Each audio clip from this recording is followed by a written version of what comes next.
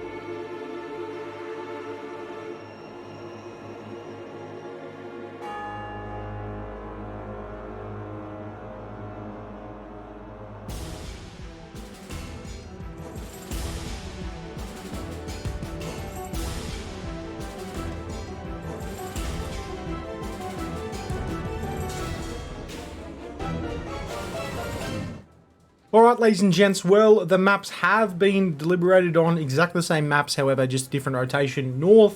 Northern Waters, Warriors Path, Crash Zone Alpha, and the illustrious Marso triple technique that's been done on Trap thus far. So we're just waiting for the teams to get checked through now, and I think we should be good to go in about 2 or 3 minutes. Stick around, legends, enter the giveaways, and we'll see you on the high seas.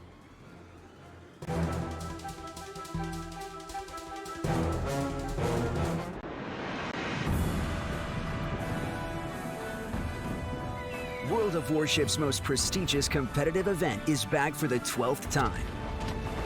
So gather up your team and get ready for a battle for the ages.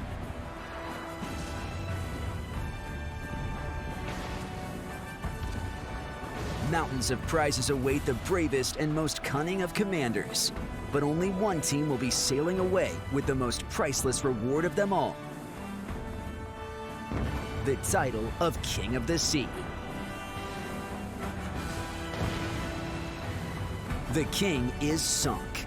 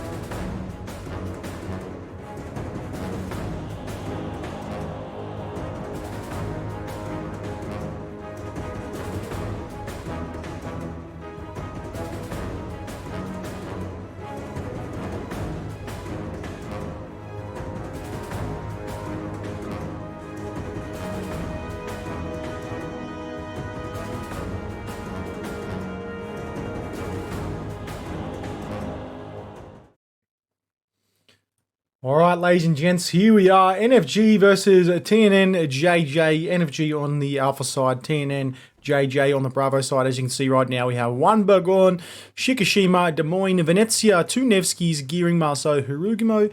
And on the right-hand side in Bravo, we have an Ohio, Kremlin, triple Moskva, double Nevsky, Gearing, Marceau. So they've elected for a fair bit of radar there, not going for anything with sap rounds like Venezia. And this will be an interesting battle. They definitely want to be able to see everything as much as they can.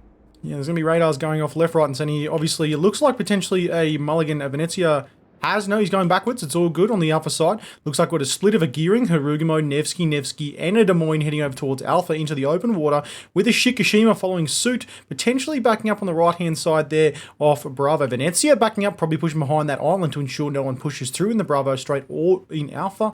And the Gorn slowly but surely making his way over to Charlie. What's happening on the Bravo team? All right, so on the TNN team, we've got a Moskva heading towards the B cap, Gearing, Nevsky, and another Nevsky following off to the A cap. Not sure what the other Moskva's doing there. Looks like he's going B as well. And then on the C cap, we've got a Marceau, another Moskva, Ohio, and Kremlin heading out wide. Yeah, they're doing something a bit funny here. The Des Moines going to be pushing forward into Bravo. You can see an early pop of a radar right now from the Moskva, just the outside of Bravo.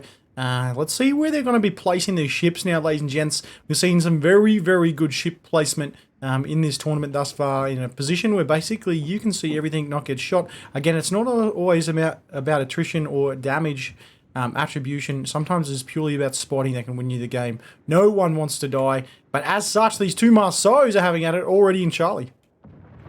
They are. They got in there quick. They both want the cap. For the Bravo team, they have a slot of energy, obviously with the Kremlin, the Ohio, and the Moskva potentially being able to have range on that Marceau. They might just be falling short. No, they will definitely have shots on him. That Marceau does need some support. He needs to get out of there pretty fast. Yeah, the TNN Marceau taking more damage than he put out, unfortunately. See, if I was a betting man, I said that would have gone the other way. I thought the Kremlin, Ohio, and the Moskva might have followed through some rounds, but maybe they try to stay in the dark a little bit to kind of drag the rest of their team around to ensure that the Alpha team didn't push too far forward. Yeah, I just pulled back to see if they were launching anything downrange, but no, it looks like they're just turning out and trying to stay as dark as they can, push around those islands. You can see right now the Moskva on the Bravo team just outside the Bravo cap found himself in a position where you can see anyone going or rotating to Alpha. That radar will just be in the corner of Alpha, but in the majority, if not all, of Bravo. Yep, as you can see, can't quite make it to Alpha, but we'll see if anyone's coming down that straight or if anyone's pushing to Bravo. Basically, Des Moines is in the opposite position on the opposing side. However, he probably has a better firing angles upon that Nevsky and that gearing when he comes around the corner. The TNN gearing, laying down that smoke trail over A there, allowing the two Nevskys to fire off some rounds and stay hidden. Although they are under a bit of threat from a volley of torpedoes coming from the gearing. Yeah, that Marceau is also dropping some torps down between both channels in Charlie. The one between there's Spawn and Bravo, and the one down the main straight. Just to ensure that Marceau or that Venezia doesn't push forward. The Marceau has rotated back around to Bravo, however, and we see a large flank right now from a Kremlin and a Moskva. We've seen this happen before with the Kremlin, a Moskva follows around suit with a battleship. They're out of the game for a long time, but I'm surprised that Venezia isn't rotating to the rear of Charlie and kind of dragging them to the corner of the map. One of those Nevskys ate a torpedo in the butt from the gearing, or possibly even the Hagmu over on the A cap. C cap is still unclaimed, along with the B cap. But that Moskva looking over the B cap there, it will be very hard for anyone to claim that until they are able to push him out. Ohio's going to take some rounds, some HE from the Bourgogne. You can see a few trades of radars. Very action-packed to start off with here. Lots of HP exchange. Lots of rounds being exchanged down towards this Harugumo now. Harugumo will probably be done. NFG needs to get out of here. This Harugumo looks like he's going to take a lot of rounds for dropping one smoke for the double Nevskys. They're not going to be able to do that train all the way on the right-hand side. The gearing, though, just staying pretty in Alpha. No one's contesting that. And I think we're going to see the fall. No, Harugumo does have a fire. Disregard. No, it is his engine. Yeah, that's just an engine down, that one. So he will he'll live through that, but won't want to show his face again. Yeah, it looks like Charlie is basically being uncontested at this point in time. Venezia just holding that he's one cap right now to the TNNJJ team. Yes, TNNJJ have managed to take the C cap. The A cap is under capture from NFG, and looks like the Marceau from NFG is just cruising into the B cap. See how much he can take before that Moskva lights him up again.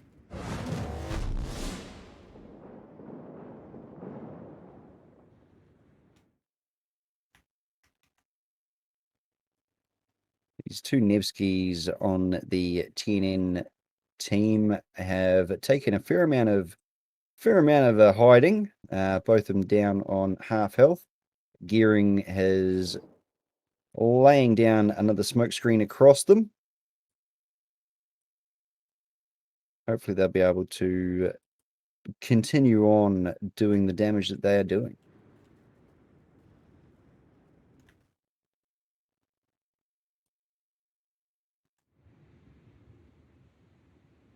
So over on the sea cap, the Kremlin has managed to push all the way past the sea cap and down the outside little alleyway of islands to take on the Venezia, or even pop off around the side of the Borg there, get them in a nice broadside position. The Marceau from TNN on the C cap has pulled out of there. It looks like he's reverting around to the B cap there. Looks like TNN have got plans to take the B cap because that Marceau is also being followed by the Moskva. Yep, so just to confirm to everyone, TNN JJ is the Alpha side and NFG is actually the Bravo side. It is the flipped around, noting that Pants is also the same clan as TNN JJ. That's a mix-up with the initial spawn. They have been flipped. As you can see right now, the Shika is holding back outside of Bravo. The Des Moines going to push forward into a Bravo right now. Is that a team stuff up or our stuff up? I'd say both, but we'll take the blame. No, on the the plan sheet, it says has them on the Alpha side.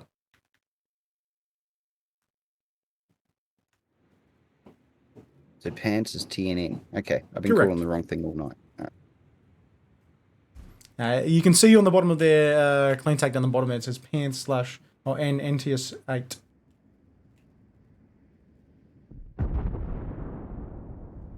Some rounds going down towards the Kremlin. Kremlin taking some serious damage right now.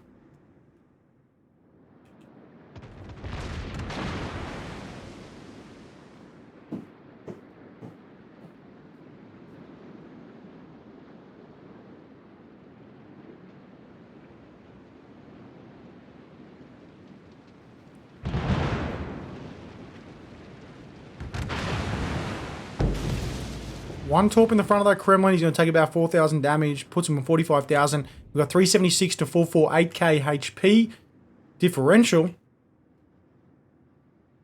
NFG are the ones that I'm calling. Yeah, NFG, the red ones. They had a fairly relaxed start. They didn't push up as far as TNN did. Now it looks like when they have pushed up, they've kind of gotten there and stopped.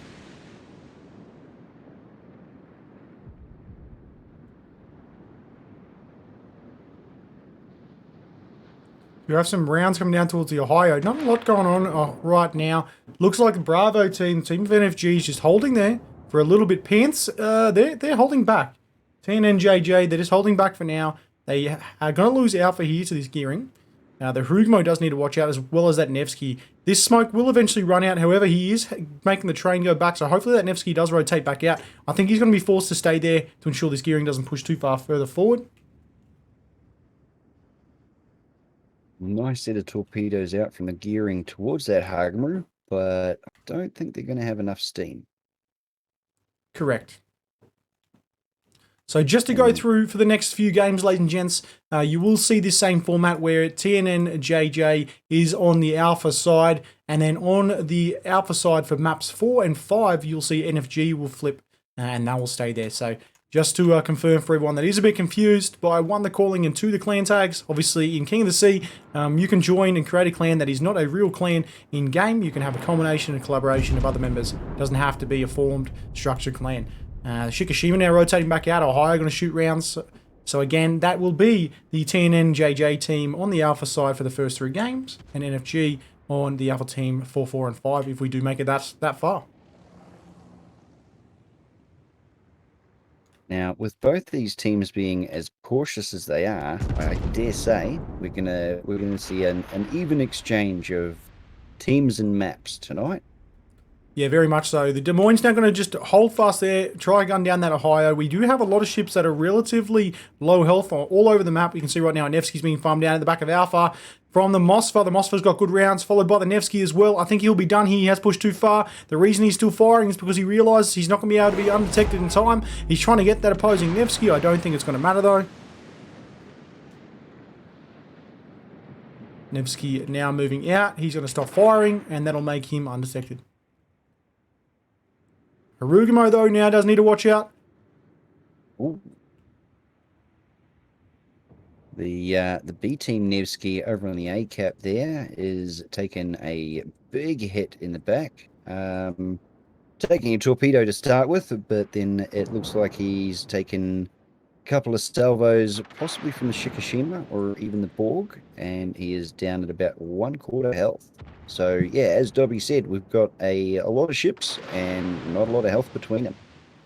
Yeah, 290 to 357. You've got about a 70k HP differential. Bravo team slightly leading right now, but the same talks for the points. Ohio now takes some rounds from the Borg. Gearing and Nevsky focusing fire on that Mossfire. Mossfire does need to watch out how far he pushes forward. He needs to make sure that no one goes down this channel though. But no one's going to be able to rotate to Bravo. The only person that can potentially push into there is the Mossfire on the right hand side flank. Yeah, Moskva on the right hand side there has got a good position to get in. But unfortunately, if he does get in and gets lit up, he will not last long. Mossfire, though, on the outside, there wasn't as big as a push as I would have thought. This Kremlin has backed up and he's just holding fast outside of Charlie. He now needs to watch out from the sap rounds coming from this Venezia as he takes a massive 10k salvo right now. Ouch. Yeah, Moskva right out on the edge there, backing up, trying to get back towards the wall. Dumping a radar to light up the Venezia and everyone else he can around him.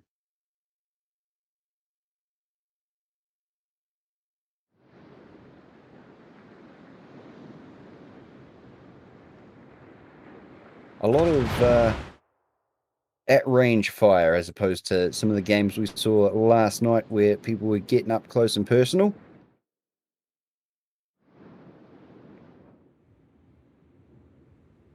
Gearing on the TTN side, taking a torpedo to the nose, removing him of half his life.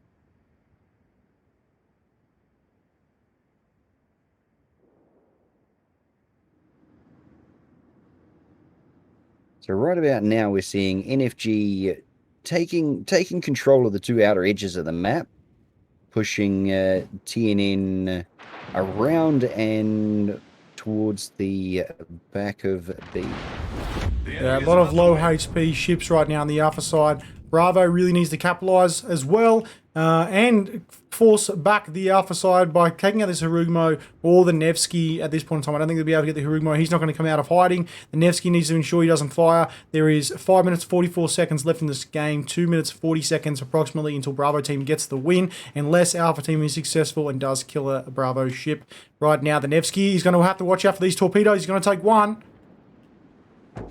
He's lucky to take no more than that one. Yep.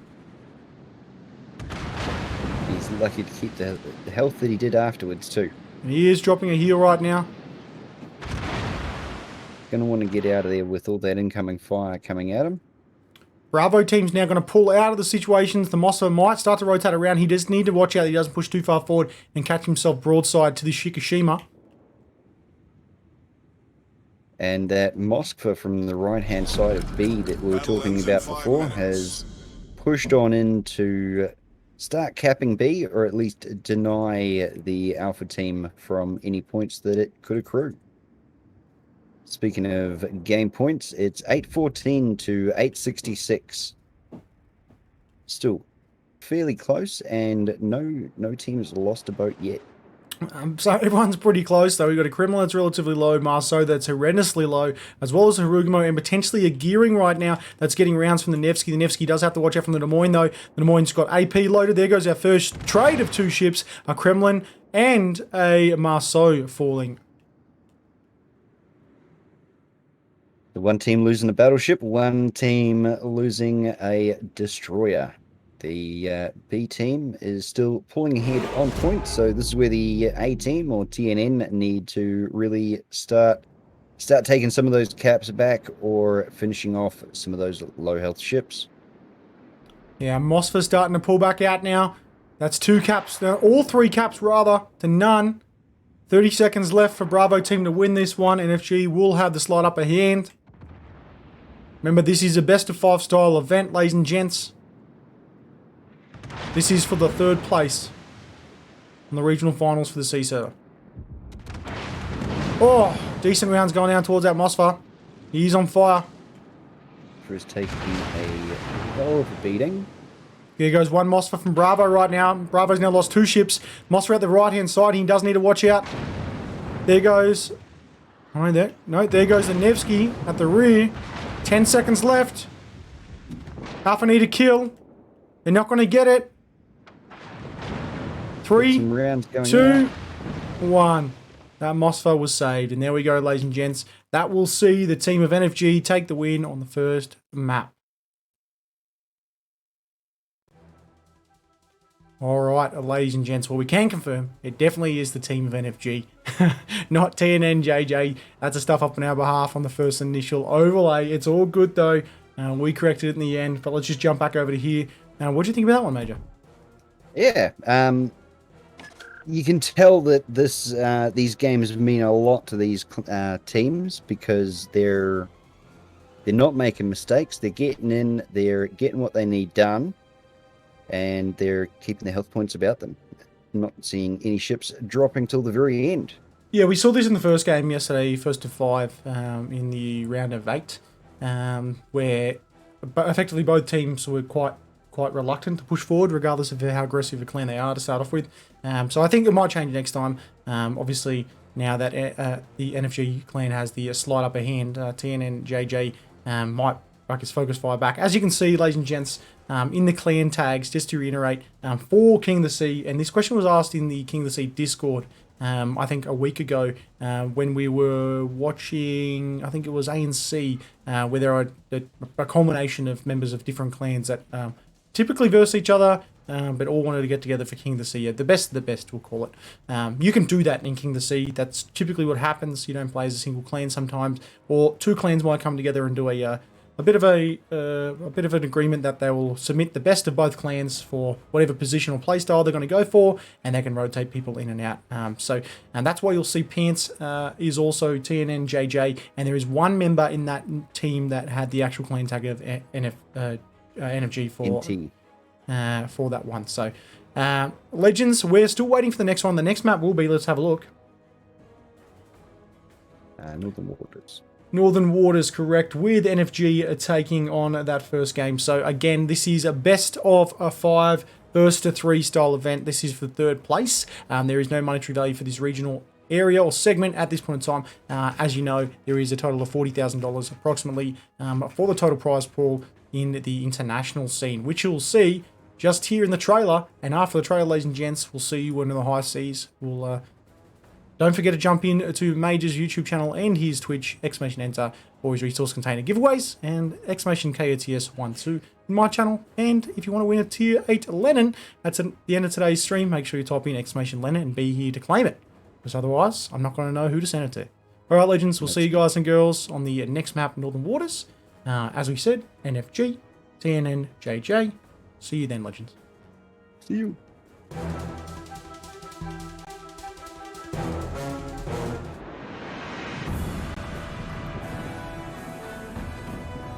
World of Warship's most prestigious competitive event is back for the 12th time. So gather up your team and get ready for a battle for the ages.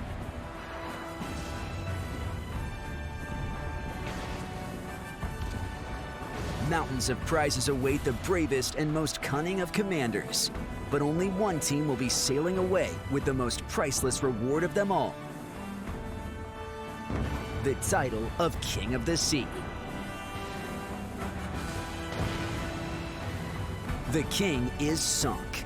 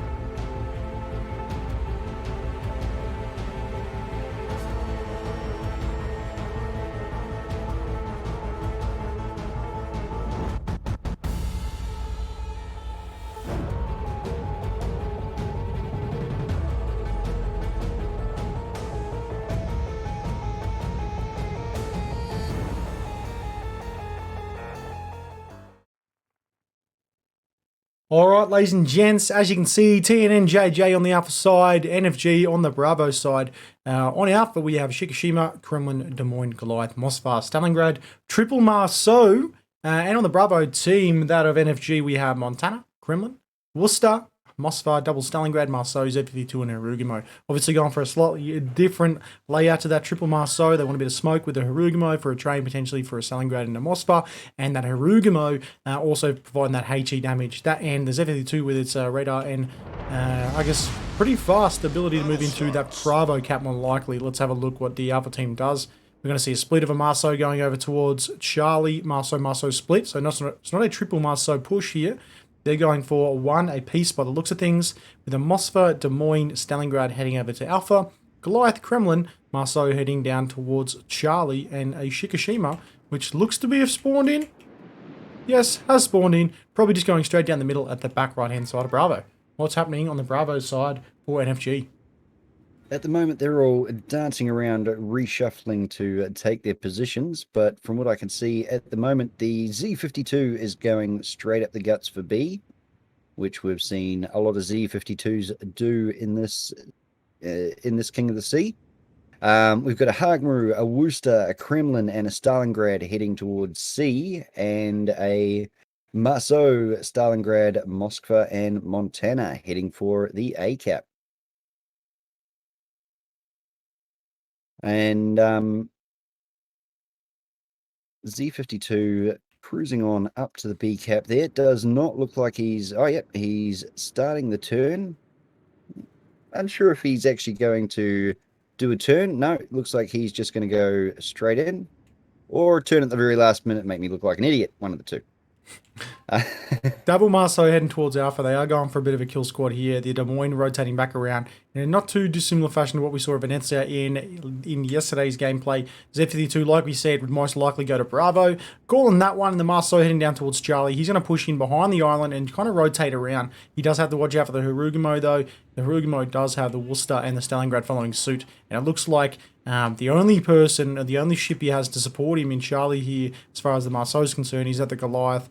And that Goliath is quite squishy on his broadside as he is sailing to the east with his starboard side showing to the opposition team. Here on the C cap, we are seeing the Hagmaru dumping that line of smoke, allowing the Worcester and... it looks like just the Worcester is lining up to go through that smoke screen to get himself up to a closer island. The TNN Marceau taking the C cap there. And also TNN taking the A cap with the two Marceau kill squad. Marceau now dropping torpedoes down towards the opposing Marceau at the back of Alpha. Montana got rounds on the Marceau right now. This Marceau does need to watch out. No, he is pushing forward right now. They avoid that pretty fast. The Stalingrad trading shots down towards the Marceau at the back of Charlie as well, who was spotted by that Hirugamo at the rear. He's going to be able to rotate back out, and then Charlie and Alpha now have a bit of fire exchange. Alpha being capped towards the Alpha team, that of the TNNJJ clan, and then obviously NFG with one cap in Bravo. Yep, looks like the NFG Hagmaru is going to just push on into that C cap and start taking that for themselves. The Worcester has managed to make it up to that island, so it's going to be very hard for him to get pulled out of there, especially when it's only a Goliath and a Marceau on the other side.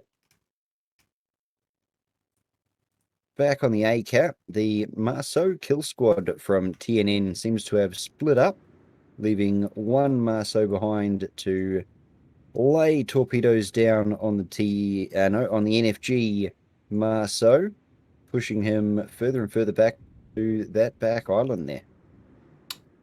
Z52 obviously dropping a radar there in the back of Bravo. That's one of the reasons why they've taken this ship in, to be out of that detection range in Bravo. Obviously, there's a lot of areas where you can hide, but there is a large open area in the middle of Bravo as well. Stalingrad's going to be pushing behind as well. As we saw last game, considering how much HP is still left and how much has actually been taken, there's been a lot of rounds exchanged, not a lot on. It's a lot of long-range fire right now, but still fairly aggressive for the push into the caps. Bravo team, that of NFG, have Bravo and Charlie Obviously, they're only accruing 1 point as far as the Alpha team's concerned for Alpha. I don't think Bravo team's going to be able to push into there. There's just too many ships on that Alpha flank. And realistically, I think TNN JJ might have spread themselves too far here with 5 ships being on 1 cap. I don't know if they're going to be able to push through to Bravo and Charlie. Whereas, as you can see with the NFG's placement, they've placed themselves relatively easily and evenly behind all the caps there. They've put themselves in a position where they can push forward with a destroyer to the Bravo and Charlie cap. And basically, what they're doing at the back of Alpha is kind of just baiting the rest of the team forward, but also just keeping them at bay. They don't want them to push too far forward at Alpha, and they'll probably try to get a pick, but they need to make sure they don't get picked as well. As you can see, that's why the Montana is kind of running. He's trying to take the rounds to his rear, and hopefully the rest of the team focus on him, like any good battleship should be doing, is tanking for their team, not so much about straight damage output. That's it. If he can keep that angle on and keep that fire directed on him, he should be able to drag that team, drag the bulk of that team out of the fight, really. Whereas over on the C cap, the NFG team have pushed up as far as they can. Looks like the Hagmu doing the old smokescreen trick for the Worcester again. Might be starting to get to a point where they're coming up against some resistance from TNN, from that Marceau and the Goliath. Mind you, the Goliath appears to be chucking rounds downrange at the NFG Stalingrad, right on the edge of the map here. Goliath can have some rounds down towards the Stalingrad. Stalingrad does have a fire. It's not going to worry him too much. The Goliath does need to watch out at the back of the cap, though. He is starting to run to the edge of the map. He does have to watch out. He is very susceptible to a large amount of damage. He's got some HE rounds going down towards that Stalingrad. He's just trying to push that Stalingrad out to control visibility at the back of the Charlie cap. Nothing really to see there. As you can see, Marceau going back into Bravo. Z52 is probably going to push forward, and the Z52 now needs to watch out for this Marceau to his port side. Yeah, looks like the Z52 is going to push back into cap and contest the Marceau from taking that. And depending on who lights who up first, it could be very painful for both teams. There we go. The Z52 dumping his radar or hydro, lighting up that Marceau. Unfortunately, not able to get into the cap before it was able to change hands, but is still chucking some fire downrange. Yeah, is it taking more damage? Z52 is in a bit of a tough position right now. He's focusing fire on that Marceau. He didn't push forward as much as I thought he would, which is good for him right now because he is inside his smoke. That Marceau is going to be focused fire. They're probably going to lose visibility of that Marceau. This Kremlin, though, in Alpha does need to watch out. He has found himself in a position where he is inside that island, which is great because he does have clearance straight over the top of the, I guess, the edge of this rock face down towards that Montana. However, the Montana can still clear that island as well, and that Kremlin has significantly less HP than that Montana. No ships lost yet. 384 to 406 HP exchanged with 8 minutes gone in the game. We might see this fall of the first ship right now, though. Speaking of the devil, Z52 is in trouble. Z52 has been lit up and gone. Rest in spaghetti, never forgetty to that Z52. Pushed a little bit too far forward out of his smoke. That is a fumble on his behalf. He could have backed out of there. He did need to trade his life. That is one less radar they have now at the back of Bravo. I'm unsure how many he did use. I saw 2. I bet you he's not happy with that one. That's not how the plan was supposed to go, I dare say. Now that's 2 caps to the Alpha team. Bravo team does need to claw back one more cap because it's 9 minutes 39 to 4:24. TNNJJ, the team of Pants, as you can see on the screen right now, with one NTSB clan member on their team. They have the advantage. They do. With the 2 caps, they are slowly growing the points difference, 672 to 628. Marceau's going to be pushing forward outside of Bravo right now. He's going to rotate around there. Is he going to go for a YOLO play on this Kremlin and this Moskva? I don't think he will. He has been spotted. He needs to get out of there and he needs to head over to Bravo pretty fast, and he needs to watch out for that Marceau, who is inside 11Ks right now. Moskva lighting up that Marceau. So yeah, he's going to be spotted for a while. Be interesting to see how he tries to get out of this one.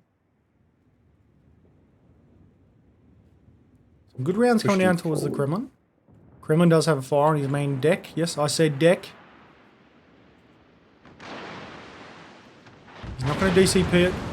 See the radar there from the Des Moines. Marceau's in trouble. Marceau's going for a YOLO play right now. Marceau is going for Alpha. Does he does realise they're there, surely. What's he doing? Oh no, here we go. No guns face back. However, the Des Moines does have good rounds. He's had to let one go just in case he can't get around.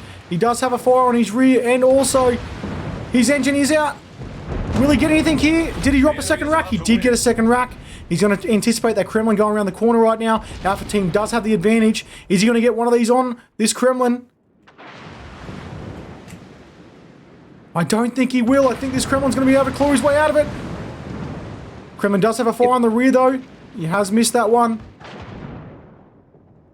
But that Marceau did manage to light a fire behind both of them and push them both out into dangerous waters. That's 2 minutes 43 seconds now. There goes that Kremlin. That was a decent little win for them. I don't think it was relevant for a trade off that destroyer against two ships. Potentially could have paid off. He was going for a 2-for-1 deal there, but he just couldn't get around. He got spotted too early by the opposing Marceau NTSB Hero Wakaba. Yeah, I can see what he was going for, but unfortunately, RNG just said no. CA radar being dropped down there at the back of Bravo. Marceau is being targeted right now via a decent lead from the Stalingrad. The Worcester from NFG able to push into the Bravo cap and start taking that one back. There's about a 100-point difference in the game points at the moment. Stalingrad needs to avoid these shots so they can cap Bravo right now. Bravo will be capped by NFG. This is actually working out quite well. It looks like the majority of the team from TNN JJ did pull back from Charlie and Bravo pretty fast to kind of their spawn area, which leads the Marceau, Mosfa, and Des Moines at the back. They're battling on with the Mosfa and Montana. Will the other team push forward? Because right now, NFG has the slight advantage. Marceau shooting down towards the Stalingrad. Stalingrad does need to watch out. And Marceau can still do some decent damage, especially if he gets a fire right now. He's Stalingrad is... Oh, there goes that fire. The Moskva from TNN on the A-cap taking some serious damage from the Montana and Moskva of NFG. 50k lead for HP for NFG right now. NFG might claw their way back into this game. The Marceau's starting to push around as well. This is a good game. Mosfa staying at the back. This Mosfa in Alpha might fall. NFG to win this needs to lose no ships in Charlie and Bravo. There goes that Mosfa as we talked about. Next thing it's the Marceau. And this Des Moines is going for a YOLO play as well by the looks of things, just to hold this Mosfa and this Montana at bay. There is 1 minute and 57 seconds left in this game. It's amazing how much the end of a game changes from the very beginning. Both teams keeping their distances to YOLO runs at the end. Here we go, this Des Moines. Is he going to put himself into the island, or is he going to go for this Montana and this Mosfa? The Marceau is pushing as well. Now they realise they need to get two of these ships at the rear. They can't win by points unless they get Bravo. So they're going for this kill right now at the rear. This Des Moines, is he going to push? He'll have to push. There's only a minute 30 left. He is pushing. Marceau needs to watch out. If this Marceau falls, the game will be over before this Des Moines can get there. And the Des Moines is taking some big rounds from the Monty. Marceau's going to be taken out here. 1 minute, 12 seconds left in the game. Marceau make that 36. Decent round on that Monty. The Des Moines now realises he can't make it. He's not going to be able to do this himself. And that'll be NFG taking this one over. Oh, wow. Stalingrad, I've called it early. 1 minute, 9 seconds left. Monty is now in trouble. Mosfa going for a YOLO play on this Des Moines. What's going on over there, Charlie? Now I'm really interested. All right. This Des Moines needs to get this Montana in order to give his team a little boost of time. He is rotating, Yeah. which means the Mossfer's rotating. Is the Mossfer going to go into Alpha? I don't think he'll have enough time regardless. There's 5 minutes 46 base. The Monty will be taken down. This Mossfer will rotate back around this Des Moines. That'll be a trade here for that Montana. Oh, the Mossfer taking some big rounds as well. 1 minute 15. Has the Alpha team, TN and JJ, just clawed their way back in this game? The points are just about even. That Montana, if he wants to keep it this way, he needs to stay alive just a little bit longer. This battle at the back of Alpha, it will decide the game right now. If this Des Moines can take out both of these, he does have the Mossfer coming right now. The Mossfer has missed those rounds. The Montana's obviously dropping that heal, which did save him. He was down to about 2,000 HP left. The Des Moines taking some big rounds in the front. The Mossfer pushing around as well. Back down to 2,000. Ooh, he's down. There goes the Kremlin. Can this Des Moines turn himself around and get some shots on this Mossfer? He's not going to go for it. He's going to try to drag him out. That's 2 caps, or sorry, 1 cap apiece, 1 being contested. Now back to the Bravo team at Charlie by that Harugamo.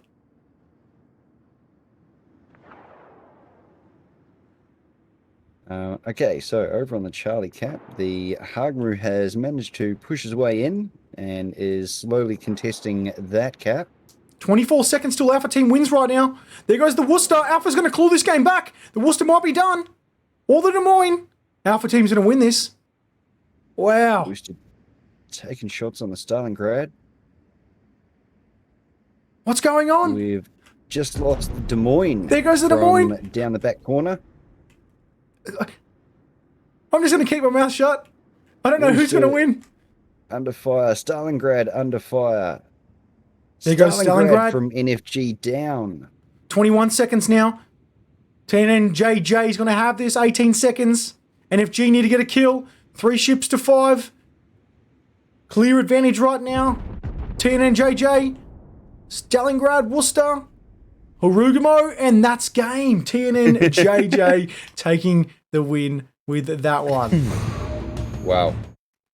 Wow, oh wow. There we go, ladies and gents. As you can see, right there, TNNJJ taking the win over NFG. Team Alpha will win that one. Let's update this and let's announce them as the winners. What a game. That's insane.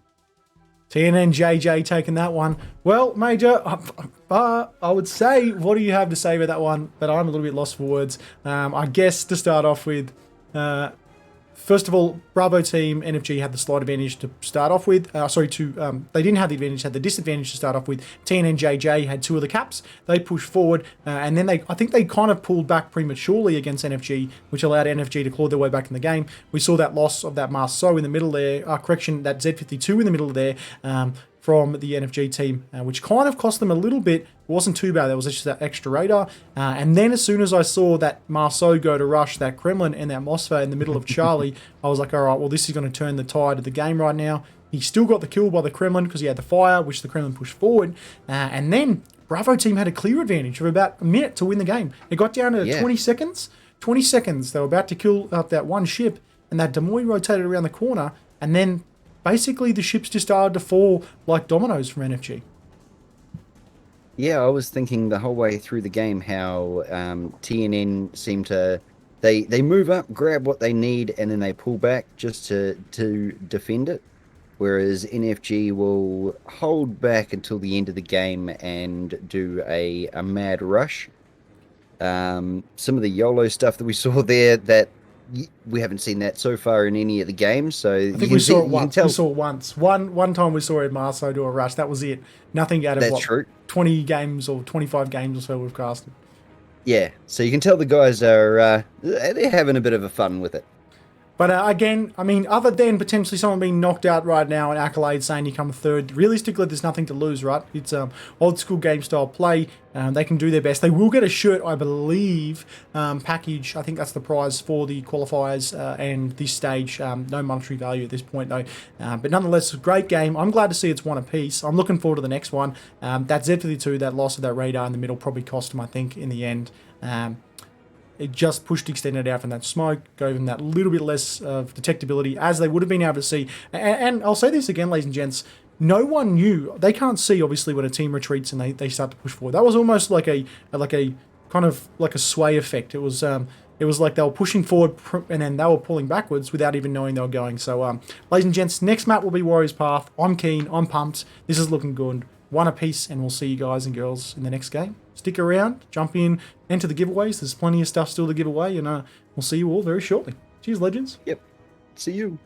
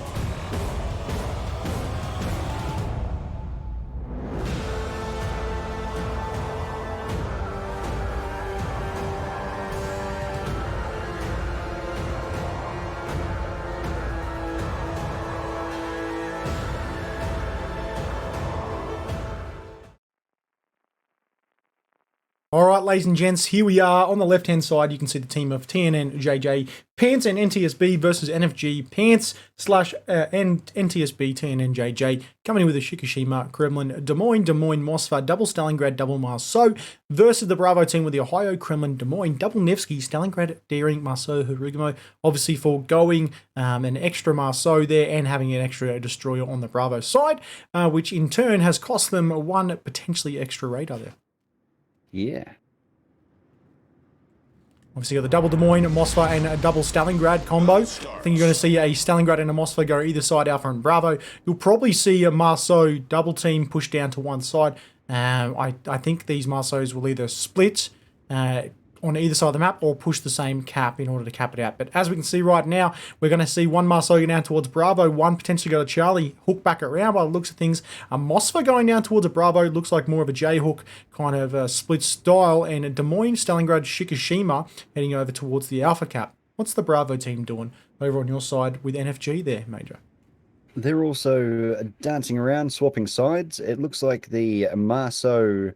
the Marceau is heading for the A cap, followed by a Des Moines, Ohio, Hagmu, and a Nevsky.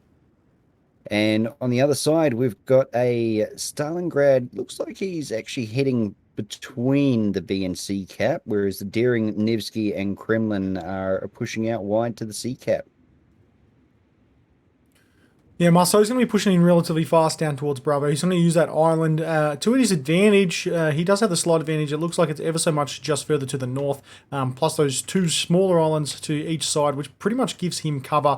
And with that island to the exact south from that Stalingrad. The Stalingrad's going to go in there, though. He's going to drop something pretty fast, I dare say, which is going to spot that Marceau. It's not going to matter for him too much, though, other than situational awareness from the Bravo team.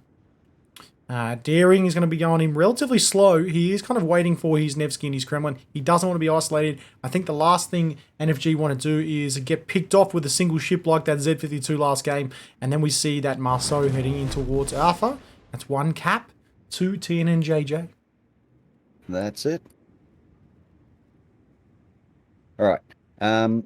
The TNN Marceau cruising on into C there because the Daring is holding back for the Nevsky and the Kremlin. The Stalingrad that had moved up to B has just dumped his radar, which has managed to light up both of the TNN Marceaus by the look of it. I saw the Stalingrad chuck some rounds out on the Marceau on C, while the Marceau on B copped some from possibly a Nevsky. Or Des Moines. Marceau now just holding fast at the back of Bravo. He does need to watch out. He has found himself in a relatively good position by the clearing of rounds over the top here. One or two might just go over the top. No, none actually hit, which is quite lucky for him. Now that's two caps for TNNJJ. Yeah, TNN, they are really good at moving in, securing those caps early. And then they tend to pull back just a little bit and see what the other team's going to do so they can defend from that. Stalingrad with that wide berthing radar now picking off the Marceau at the rear there. He'll now know he's here. He'll start to rotate back around the Marceau. He'll probably have to push back in towards Alpha. He does have to watch out. As we can see, he is doing that. He's going to push back in. He's going to reverse in. He's going to hold fast there. He does need to watch out for the Des Moines. And that Shika, the Shika might just be able to clear, but I think the Marceau is just going to teeter back and forth. Yeah, he's going to bounce back and forth there. He's got the A cap, so he's probably going to look at pulling straight back out from that island so he can stay undetected and move around to another position where he can get some shots on. Yeah, some big rounds going down towards the Shika as well. Over on the C cap, the Daring still going out wide, not really moving into the cap. Looks like he's actually going to start trying to hunt the Marceau down. Yeah, Shika does need to watch out as well. He does have that Des Moines, Nevsky, Hirugamo combo at the rear there that will be able to get him down if they do push a little bit further forward. Marceau just holding at the back of Bravo. He's pretty much got that cap secured. Even if he does see a push from the Stalingrad or the Ohio, he can basically just rotate back in and then hopefully, if he's lucky, push towards Charlie I think the team and the players that need to watch out right now is the two ships at the back here from the Bravo team of NHG that are a bit isolated. They do have the Kremlin with them. However, the Des Moines and the Kremlin, if he pushes further enough forward into the back of that island at Charlie, they'll have the advantage to be able to focus fire on that Nevsky. And over on the ACAP from the NFG team, we're watching the Hagmu and the Nevsky do the smoke trail. So the Nevsky has free range at taking shots on whatever he can. No fire coming out as yet. Just wait for that Hagmu to push a bit further forwards, light something up for the Nevsky. Des Moines now opening up on the Daring. Daring being able to push back around. Some big rounds coming from what I presume is the Shika. I love the sound of the guns on the Shikishima.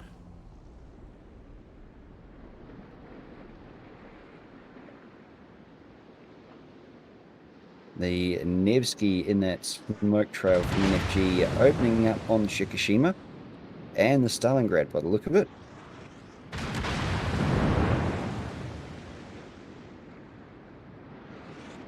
Shikishima will need to rotate out right now. Des Moines dropping a radar just to see who's inside Alpha. I don't think you'll be able to clear that Des Moines at the rear though. Does it give them good situational awareness though? It does. All right.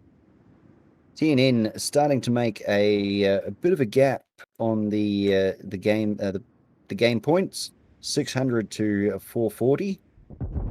And this is where we'll see NFG starting to push in and make it known that they want to win. Stalingrad, lucky enough to avoid the torpedoes there from the Harugamo. Stalingrad's going to take a few rounds here. He needs to watch out for that fire.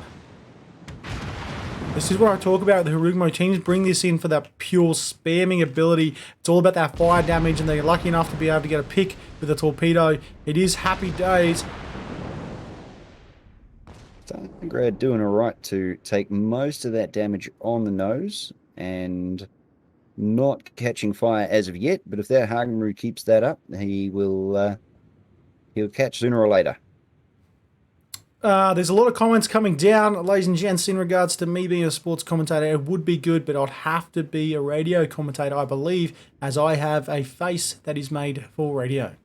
As you can see right now, the Kremlin and the Marceau shooting rounds down towards the Kremlin at the rear. He does need to watch out for that Marceau, though. Marceau's going to have to get out of there. The Kremlin provide him a little bit of cover fire, which is fantastic for him to be able to get out of there. Obviously, Marceau foregoing that smoke in order to give it that slight speed advantage, and that's what it's used for, right?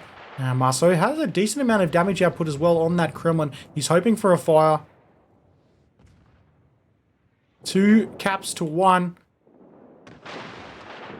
HP deficit pretty similar, albeit that the Alpha team does have one less destroyer, so that's where that about 70k comes from. Obviously, destroyers not having that much, so they have taken a little bit of damage, but it's not too close. It's only about a 25k differential for a destroyer. But given they do have a cruiser in place, which potentially could be a heavy cruiser, you're going to see about a 45k differential there to start off with for a base. Daring's going to take a few rounds right now. Doesn't matter though, he will drop that smoke. He's trying to get out there real fast. He understands that the TNNJJ team will potentially push through the C-cap pretty shortly. And I think we're about to see a bit of a merry-go-round now from this Marceau run in the back of Bravo. Yep, the 2 Marceaus on Bravo have been going at it for a little bit now. TNN being pushed further around the island, whereas NFG could be actually leaving the B cap to come around the back of the Moskva, maybe. I think this Marceau's pushed too far forward now. He's been forced to go too far forward. You'll see this Marceau potentially push around. Obviously, he has the Moskva there. He's going to stay here till he's no longer detected by the looks of things. He is still firing, though. I'm not sure why. He will be spotted by that Des Moines. And also, he's in not quite proximity, I believe, to that Moskva. No, he'd be just outside of proximity spotting to the Moskva. The enemy is about to win. 770 to 562. Alpha team does have the slight advantage now with those 2 caps for the duration pretty much of this game. Marceau now needs to watch out. They do need to watch out they don't get picked right now. If the Alpha team can hold NTSB Hiro Wakaba at the rear of Bravo, they can easily win this Marceau. Is he going for the play? Are we going to see the second YOLO play right now? I think we will. Mosfa lining his guns up. He's getting ready. What? Mosca dumping a radar so he can see where that Marceau is. No, it looks like the Marceau is lining up a shot for the TNN Marceau. Which he's got. Just gone down, yeah.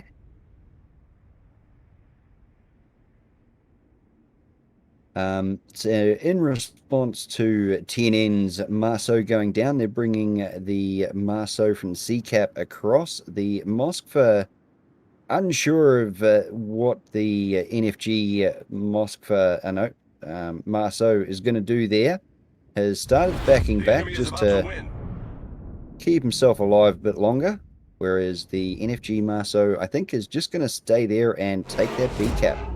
We saw this last time where it was TNN JJ had the advantage at the start. NFG clawed their way back with a clear advantage owners for a period of time, and then it looked like TNN JJ pulled the trigger and pushed forward. Is this going to be right now? This Marceau at the rear is relatively low. We're seeing a fair few shots go down range towards the Harugamo as well on the left-hand side here, down towards the Foxtrot Golf 1 and 2 line. Yeah, that Hagmu has taken a lot of damage from that Stalingrad right on that 1-2 line. He's doing well to keep what he has got left and laying down smoke screens for the Nevsky to be able to shoot without being spotted. Yeah, Stalingrad just holding fast there. Marceau probably going to get gunned down right now by the Shikishima and the Marceau. We're probably going to see Bravo team lose a ship right now. This Marceau, is he going to be able to get himself out of this position? He does have that Marceau trading at about 1,500 to 2.5k per salvo. Is he lucky enough to be able to rotate back out of there? Is this Marceau being able to determine where he's going? This is this guy needs to buy a lotto ticket. Oh, wow.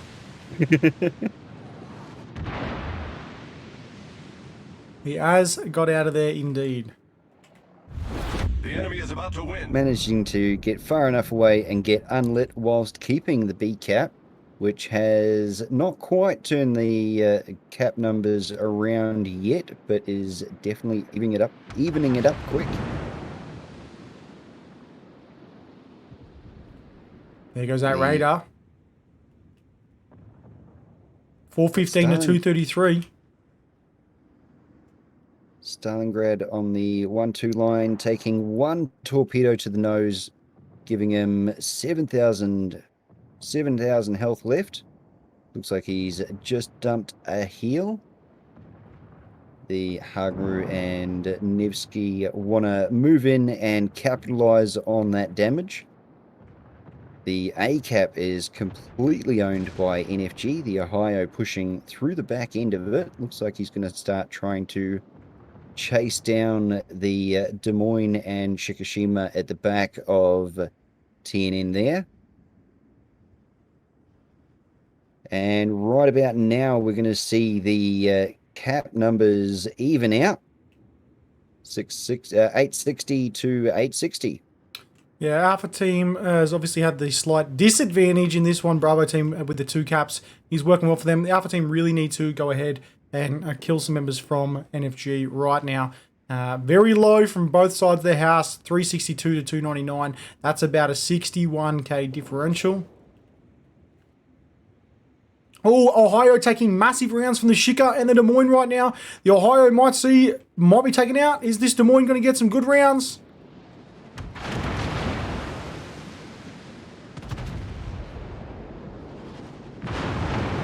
Ohio replying with a full salvo back. And a heal. Wow, the Des Moines, massive rounds. This Ohio needs to watch out. He doesn't get spammed by this Marceau. Stalingrad at the right-hand side. There goes one Stalingrad for the Alpha team. Bravo team losing a Stalingrad as well. This is a big trade now. You're going to see everyone move in, ladies and gents. Make or break. 124 to 236. Close game. 2 caps to 1. Kremlin versus Kremlin on the B cap. the NFG Kremlin being a little bit lower in overall health points. TNN JJ have clawed their way back into this game. Now it's 2 caps to 1. The opposite way it was before. That's 58 seconds to 209. NFG now needs to make a move. They need to do it now. 54 seconds left. Do they have the timer? I'm sure they do. Moss for good rounds on the Ohio. Ohio getting taken down. The Ohio now dropping a heel. And Ohio might be a little bit stuck between a rock and a hard place there. Unfortunately, he can't back up because he's got a Shikishima and a Des Moines behind him, and a Moskva and Kremlin ahead of him. And they've got 25 seconds left in the game, ladies and gents. They need to get a pick. They need this Moskva. Are these torpedoes going to make it in time? Are these torpedoes going to make it in time? 16 seconds left. 15. Are they needed? Are they needed? They are. They're needed. That gives them 49 seconds now. 15 seconds left. 15 seconds left. 12 seconds until Bravo team wins. Wow, don't go Marso. Don't go Marso. Stay alive. 6 seconds left. Oh, wow. NFG's going to win this by the skin of their teeth. Oh, wow. What a game. What a trade there at the end with that Moskva getting taken out by the torpedo. As we can see, ladies and gents, NFG winning that one. I just had to change over and mark them as the winners because I was too excited to do it. Or I couldn't do it preemptively there. Oh, what a great game. What a great finish at the end there. I mean, again, exactly the same thing, Major, where we saw NFG have the lead, 10 and JJ claw the way back in. And NFG got lucky this time, and they actually clawed their way back into the game. With if it wasn't for that Moskva getting taken down, that was it. GG. But all you got to do is have a look at the Bravo team ships lost, though. You can see Alpha team losing 3 ships, Bravo team only losing 1. That's Stalingrad. Obviously, it started to change there at the end. They were very low. The differential was like, I mean, you had that Marceau that was really low. You had the Daring and the Ohio that was very low at the back. That he basically just got out of that game and just waited. And kind of, there was really, really good play. I really like that Ohio's play where he baited in that Moskva and that Kremlin following suit. If they went any longer, it was definitely going to be Bravo's loss. But fair play to NFG there. Taking that, making it TNN JJ 1 to 2 for NFG, which we'll see the next 2 games the teams flip. What do you think of that one, Major? That was insane. You can see that TNN have been watching NFG's tactics. They realize that NFG are more of a late game team, so they did their best at countering that, and you see the big push from TNN come in at the end there. Unfortunately, there was only 2 or 3 shells in it that decided the game either way. Yeah, no, great game, mate. I'm looking forward to the next one. I think the teams are going to start rotating in and out now. We'll see if they actually do rotate. We'll keep everyone updated. Next map will be, let's just jump over the maps. Next map will be Crash Zone Alpha, CZA, a pretty common map for this type of format, any of the Verizon Championships, any of the regional sub-games, not Kots, but other tournaments as well. So, Legends, we'll see you on the other side. Great game. I'm looking forward to the next one. Don't take me as being so excited as foolery because I am actually jumping off my chair at the end here that you guys can't see. So make sure you jump into both Major and my stream. Type in exclamation enter for Major's stream and his YouTube channel. Exclamation KTS12 for Resource Container and Dubs. Jump on my Twitter. I've got Dubs given away there and also at Lennon in the stream. So Legends, we'll see you for the next game. It's a pleasure to have you all on board and may the best team win for the next one. See you all shortly.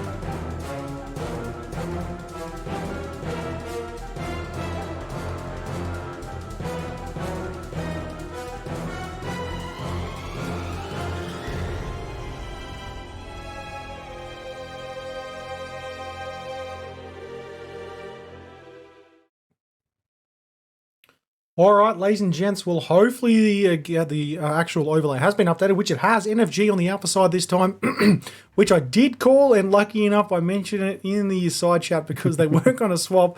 But we have an Ohio Republic, Des Moines, Mosfet, Stalingrad, Gearing, Daring, Marceau, Harugmo, so 4 DDs versus Monty, Ohio, 4 Stalingrads, and 3 Marceaus. Obviously, there's 1 extra destroyer for the alpha side. And let's see where they go. Yeah. Action stations. What are we going to see here for the split? I reckon the Marceaus are probably going to go 2-to-1 piece. On your side, they might go the 3-way. We'll see how we go. Daring's going to go up towards Bravo. Gearing, Ohio, Mosfa split down towards the Alpha Cap. When you have a hard split and a J line from the Des Moines, Marceau, Harugamo, Stalingrad, Republic going down towards Charlie. Looks like 1 Daring in Bravo for the Alpha team. He needs to make sure he doesn't get picked. What's going on for TNN JJ? TNN JJ on the B side here are sending 1 Marceau to the A cap. The 2 Stalingrads are following him up with the Ohio behind. We've got 1 Marceau heading for the B cap, and he appears to be by himself, with the other Marceau heading for the C cap, followed by the 2 Stalingrads and a Montana. Yeah, Daring's going to be going in relatively fast here, followed by Gearing down towards Alpha. This Daring does need to watch out he doesn't get picked right now because he's basically going to have no support against this Marceau. Marceau's obviously in Bravo. Daring now realizes that he got there faster. They're probably going to understand that they do have that. The speedy DD's going into Bravo. He does drop, and he's going to pull back away from the Bravo cap. Yep, the Daring deciding to turn away with the Marceau half capping B. And with the A side here, the TNN Marceau is getting into the A cap fairly quickly. And the Gearing is dropping some torps from NFG towards the TNN Marceau to try and push him out. And over on the C cap, when I can find it, is again the TNN Marceau pushing on in there fairly early. So we're seeing TNN sticking with their standard standard tactic of jumping in, getting those caps early. Now you're going to see them probably just get themselves into position, namely the cruisers and battleships, and just hold back and see what NFG are going to do about it. Yeah, Gearing's going to drop some torpedoes down in between the channel at Alpha. Stalingrad's going to drop his radar right now. Daring is taking a fair few rounds. Marceau is probably going to have the slight upper hand now on this Daring. As the Marceau does have the backing of the Montana and the Stalingrad on the other side there. Stalingrad obviously not going to be able to clear on that Daring. Daring's holding Bravo. He'll just hold on the outside. He'll allow that Marceau to push out. There's about a 9k, I guess, a range difference there. He'll start to back in now. I wouldn't be surprised if he dropped his smoke, and there it goes. Yeah. So the Daring dropping smoke and being pushed out of the B cap, allowing TNN to continue gaining points there. We have something quite decisive now. This Marceau, is he going to be able to avoid these torpedoes? Oh, he might have actually just turned it. No, he should be okay. He should be okay. Slight adjustment, slight adjustment. Think skinny. Think skinny be skinny. The TNN Marceau not happy with the NFG Marceau dodging all of those, launching another salvo out behind him again, but unfortunately being too far off to the left. Yeah, TNN JJ, they want this now. They want the accolade of being the third best team in the C server, so they're trying hard. They're being really aggressive. They've got all 3 caps right now, albeit that 2 of them are being counter-capped by the Deering and the Marceau at the rear, but that still allows them the Alpha cap uncontested to accrue those points for the time being. They have a countdown timer of 15 minutes. The Marceau is going to be taking a few rounds right now from the Marceau. Stalingrad's going to have some to his broadside there as well, and then he'll just stay there. He'll go undetected right now, and he'll just stay there, back in the cap. Winterfell, the Pants Marceau from TNNJJ is probably going to reverse back into the cap. He's going to get spotted, so he'll probably push back out of that in a second, I'm sure. I think that might have just been a lucky spot or a blind shot, because he's still going back. Oh, now he's opened up fire again on the NFG Marceau in the C cap there. Doing all he can to try and reset that cap. There we go. But unfortunately being pushed out himself.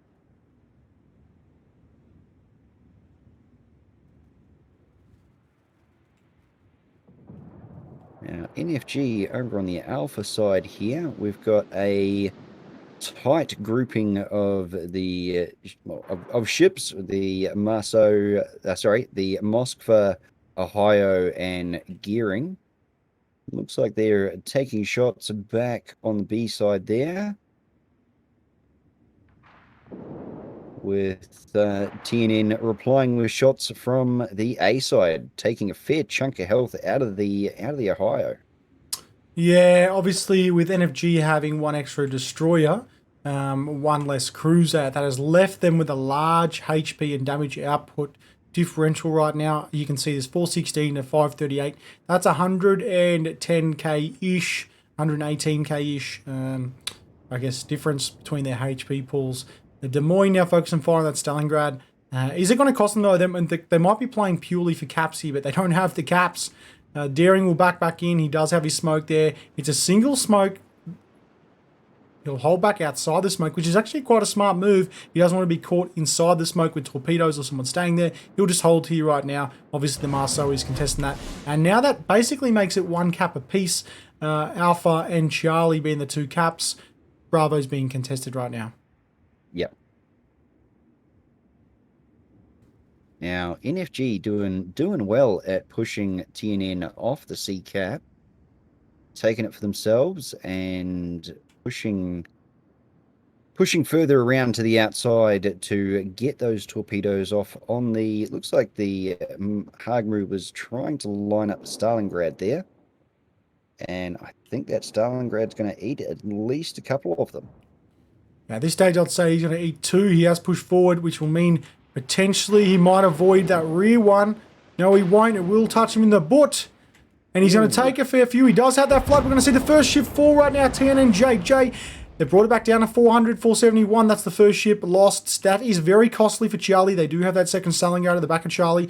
However, it means they can't rotate back out with another radar. Deering dropping torpedoes down towards that Marceau. Marceau's been forced out. Deering needs to watch out. He doesn't push too far forward, which he might have right now against this Marceau. He needs to watch out for that Ohio focusing fire right now. He does drop his smoke. Smart move, but it will reset that cap. Yep. Marceau being pushed out of the cap, allowing the Deering to start taking it a little bit. And over on the A side here, you can see the TNN Stalingrad moving forward just past this island here to try and get some shots on the Ohio and Moskva. Unfortunately, that opens him up to taking shots as well. Decent rounds down towards the Ohio. Marceau taking a fair few as well. Marceau needs to watch out. Marceau, Harugumo, Des Moines focus fire on that Marceau at the back. If they lose this Charlie cap almost becomes certain to be the alpha team of NFG. Remember, NFG only need one more. Remember, NFG only needs 1 more game in order to win this 3rd place title. Now that I've spat it out, Deering, he's going to hold fast. He's going to drop radar down the back there. Disregard the... Moskva's going to drop the radar. The Deering's going to be able to spot the Marceau as soon as he comes around the corner, though. Marceau's starting to rotate down towards Bravo, and you're going to start to see a rotation from TNNJJ back into the Bravo cap. That's exactly right. Now, the Marceau looked like he was unspotted for a little bit there, but he's still taking fire from the Stalingrad. And if NFG if NFG are able to pull this one out of the bag, which at this point in time, the cap points are not on their side, so they'll have to start taking some ships or taking some caps to even that up. The Pub Leak just taking a large amount of damage from the Stalingrad. See, I really like what they're doing right now with the destroyers on the Alpha team. They're basically being able to tank out a lot of damage. They're going to focus fire this Stalingrad. I think this Marceau Winterfell will probably be next to fall, or potentially the one at the back of Bravo. They're now forcing the Daring out. If this Daring falls, this is going to be very costly for NFG. Yeah, NFG can't afford to lose that Daring.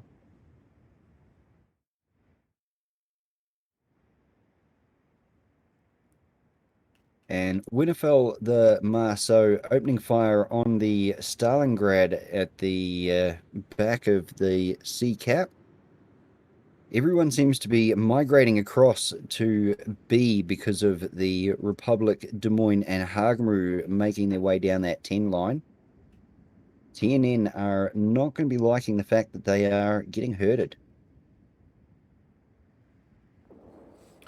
Marceau's galore in these games, obviously, ladies and gents, followed by Stalingrads as well. You can see right now Marceau in the middle here at the back of Bravo is taking some serious damage from the Daring. Daring's inside his smoke there. Marceau at the rear. Aqua does need to watch out from the rounds coming from the Stally. Stally, 3k or 4k just then from an AP salvo. Marceau just outside the radar from the Stalingrad as well. Torpedoes coming down towards that Marceau. They do need to watch out. I mean, as far as caps are concerned, definitely TNN JJ does have the advantage. But as far as control's concerned, I think NFG has the upper hand. NFG, are they going to pull the trigger soon? They've got 3 minutes and 50 seconds now left on this game before they lose, though. Yeah. Normally it's NFG seem to be able to spread out but keep their numbers effective. Whereas from time to time now we've seen TNN, they get themselves into a good spot, but they're only really effective from certain angles. Gearing's going to drop some torps down towards the Stalingrad and to the rear of the Stalingrad at their back of Bravo. Daring's got some torpedoes going down towards the Marceau as well. This will be interesting.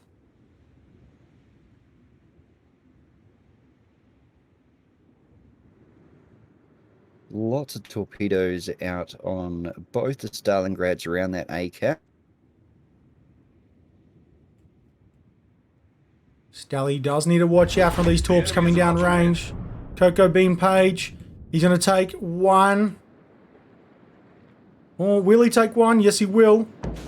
That's 10k off him right now. Leaving him dangerously low. He does have an opposing Stalingrad. There's 2 minutes and 39 seconds left in the game. On the Charlie side here, it looks like the Harugumo is trying to pick out this Marceau. He's not going to, though, because the Monty's focusing fire as well. We're going to see a pick of the Harugumo or the Des Moines right now. There goes the Harugumo. Oh, the Des Moines just took massive damage. NFG really need to find a way back in this game right now. 261 to 307. Gearing's going to try to push up and try to take this Alpha cap. There goes the Stally by the looks of things at the back. Will he be done? Lots of rounds being exchanged right now, ladies and gents. Now we're starting to see the teams get up and close and personal. There goes the Marceau. No, it's the Republic that took the Marceau out. Yes. At the rear, he's clawed his way back in the game as well by a heel. The Marceau in the middle, though, is he trying to get this Stalingrad? Well, looks like they're going to lose another destroyer. There goes Torpedoes, lastminute.com. He's trying to get out if he can. He's no longer being focus fired. Stally. Oh, 988 left on that Stally. He does have a fire. 272, and he will be done. Gone. So that is 3 ships lost to 1. Now that's 909 to 231. Still, nonetheless, they still need to push into these caps. The caps are getting them the points. The Mossber's rushing this Stalingrad as well around the corner here. This is make or break. They're going for the ship kills. They want to own this. They want the kills. Yeah, this... Again, NFG, at the end of a game, they really come in, throw everything at the wall, and see what sticks. There goes the radar from the Mossvar on the Stally. He does have HE loaded. Has he changed to AP? No, he's sticking with HE.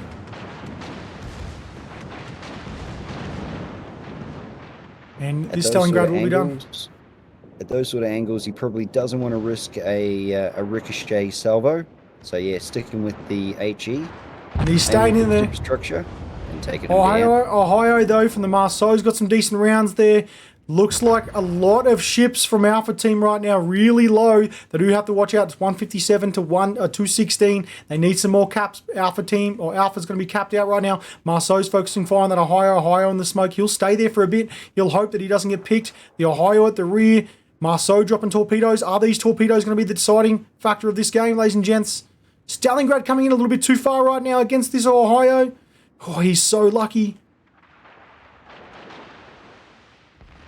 Bravo's going to be capped. The Des Moines there. I mean, 146 to 203. There's about a 60k exchange. Only 5 ships left, though, for the Bravo team. ENN still having a point cap advantage. Oh, good torpedoes down towards it. Ohio. Ohio's got a flood and a fire. He's going to have a DCP. Does he have a heal left? 7. There he goes. There goes the Ohio. That's 135 to 151. They've brought back another 30k. It's only 20k difference right now. Marceau now being spotted by that Mosfa. NFG now rotating back in. Man, I'm really liking this NFG team. Yeah. Very late game team. I'm going to have a sore throat tomorrow.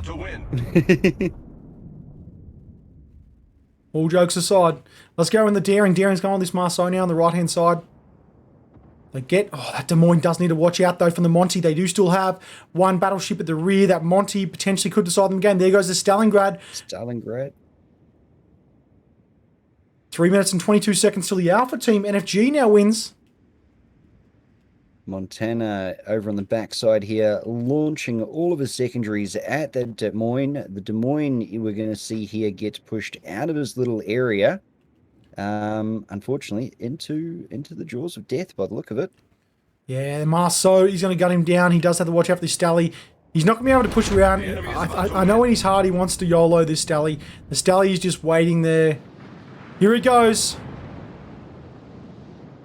249 left. Stalingrad's still got a large amount of HP left. Likewise with the Montana. The Montana's going to rush him on the Des Moines. Are they going to get this? They're going to try. Oh, there goes the Des Moines. Are we going to see the Marceau Daring exchange right now?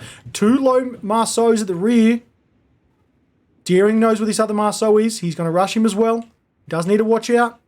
He doesn't want to trade himself right now.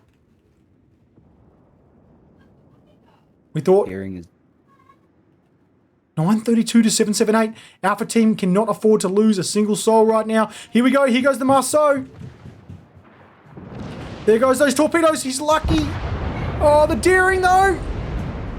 He will take none. Wow. Holy moly. Daring's going to dodge that one like a pro. The Marceau way out in the back of nowhere here from TNN is just limping along with 366 health points left. Wondering if he was going to try and open up and just blind shot that Daring in the smoke, but it looks like he's trying to stay dark, stay quiet, and I dare say they're probably going to start trying to claim back some caps. Yeah, right now it's looking very interesting. If they lose that Marceau, it is GG. There goes the Bravo, though. Bravo Stalingrad is inside there. I don't think it's going to mean anything for them, though, because there's now 50 seconds left, 49 left now. They do have 2 caps. Daring's now focusing fire on that Stalingrad as well. The Republic needs to watch out for this Montana, who's coming around the corner as well. He doesn't have his guns focused there. The Montana is coming around fast. He can see the spotting plane. 36 seconds left. Ohio really low. He's not.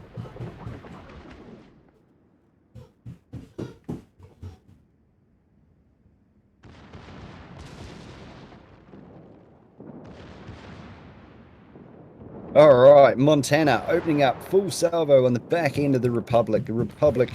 10 seconds left. Sure. 7 left. What is going?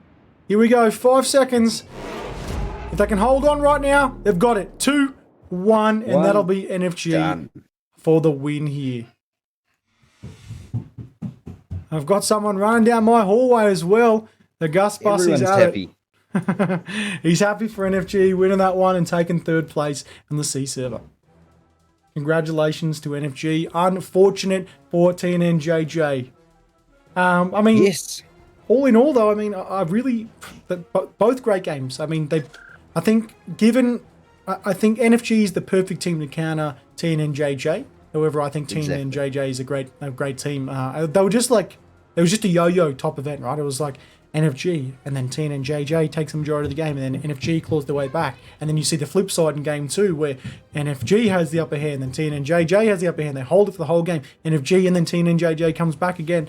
But all in all, I mean, there was nothing in between those last 3 games. Realistically, it comes down to a bit of luck and a bit of skill, bit of communication, and all in all, NFG will take that one. So congratulations, NFG. Well done, guys. Well, they'll take third place unless something happens. I don't know if they'll go into the regional finals or the international finals. I believe it's only first and second at this stage, but I'll confirm with you guys for later on tonight. However, they will still, get a prize in the facet of some shirts and stuff like that from the Wargaming members. But, ladies and gents, that now leads us into the main event of tonight, which is the grand final or the finals for the regionals for the C server, which will see Vor take on FPM, which will be the next game. So, legends, please stick around. Congratulations again to NFG. Thanks to the games, they were fantastic. And we'll see you guys and girls ready for the next game. See you. See you all.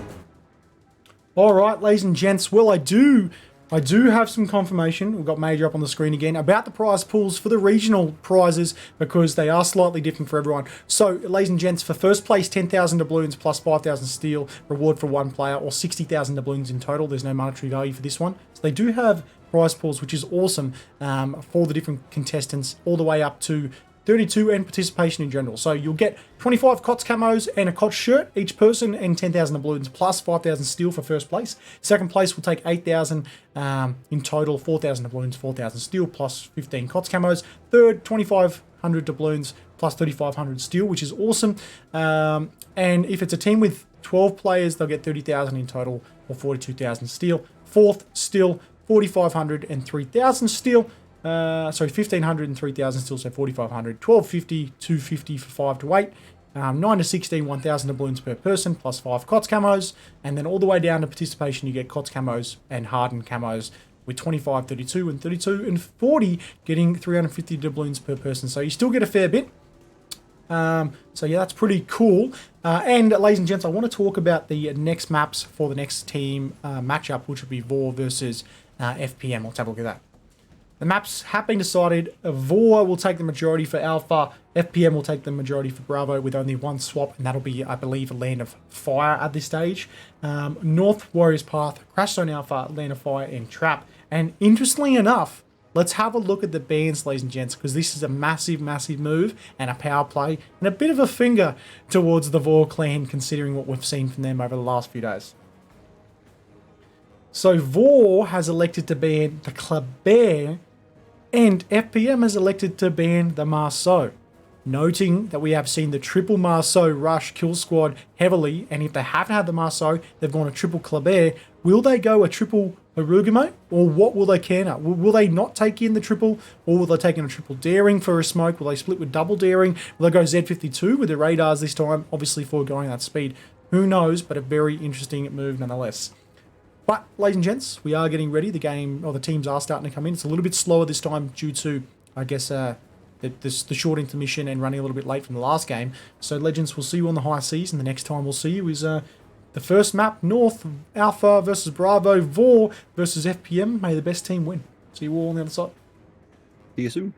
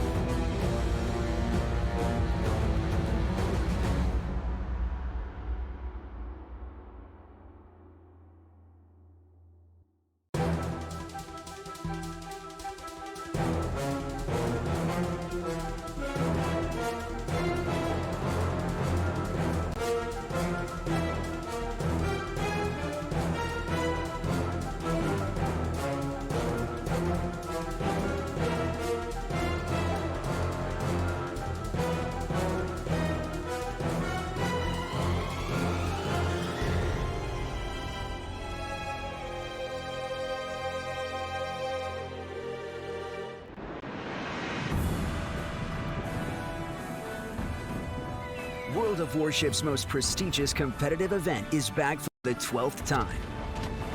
So gather up your team and get ready for a battle for the ages.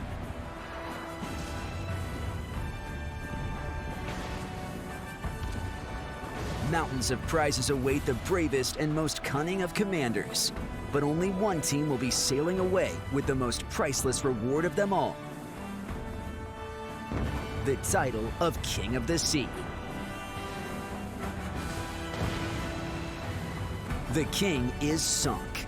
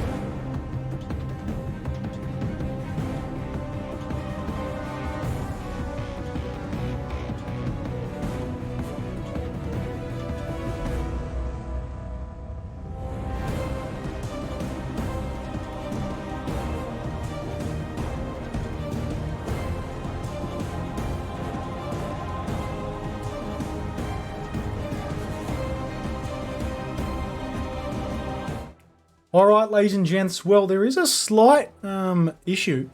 There looks like there's a server-side issue. At first, Vor was being called out a little bit for issues with the game not being able to start. So they've stopped it and they've restarted it. But at the moment, no one in the C server can actually create and join a training room. So we are waiting for that. So wait around. There is the potential that the server, we might have to wait till the next server restart, or they're going to have to rotate this game to something else. So we'll let you guys know. But just mark time for now. Plenty of giveaways in both channels. And we'll see you all very, very shortly. Thanks, Legends. But this one's out of everyone's control. We're just waiting for official feedback. And yeah, cheers, Legends. We'll see you all very shortly. Yep, everyone's trying to make a room and no one can join. That's exactly right. No passwords, nothing. All right, we'll be right back, Legends. See.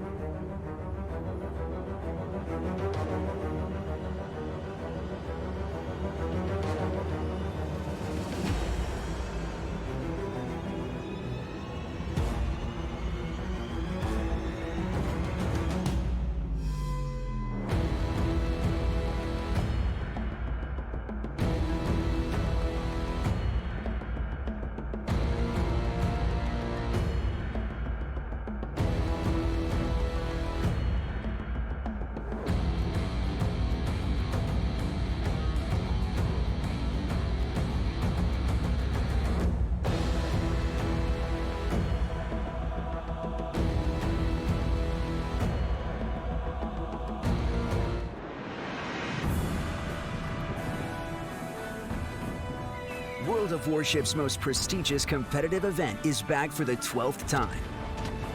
So gather up your team and get ready for a battle for the ages.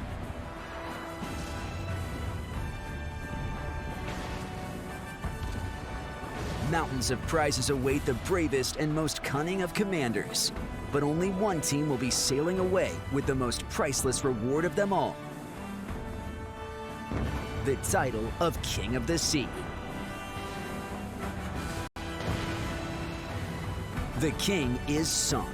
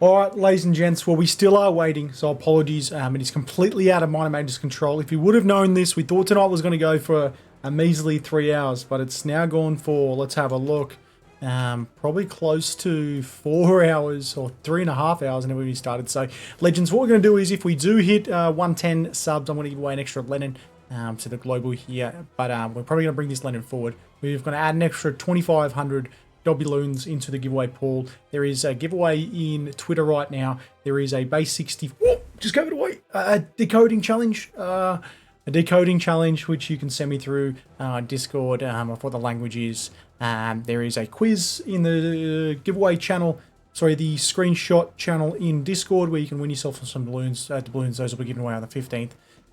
So, Legends, stick around, stay pretty. Apologies for the delay, out of our control. Issues server side. They're handing out casting accounts and also press accounts. So, Legends, we'll see you hopefully very shortly. Everyone was in, now everyone's been kicked out. So, there is some issues with people with Steam accounts, which is not allowing them to sign out. So, I've given them the links and hopefully it should be done very shortly. Cheers, Legends. Hopefully, it should get started in a quick minute. Be right back.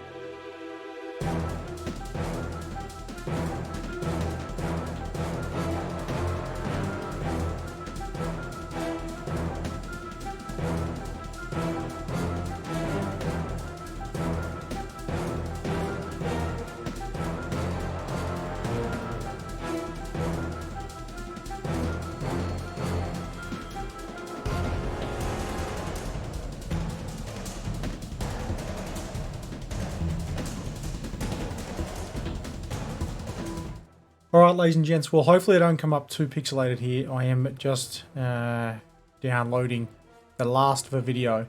Should be done in a couple of seconds time, 10 seconds in total.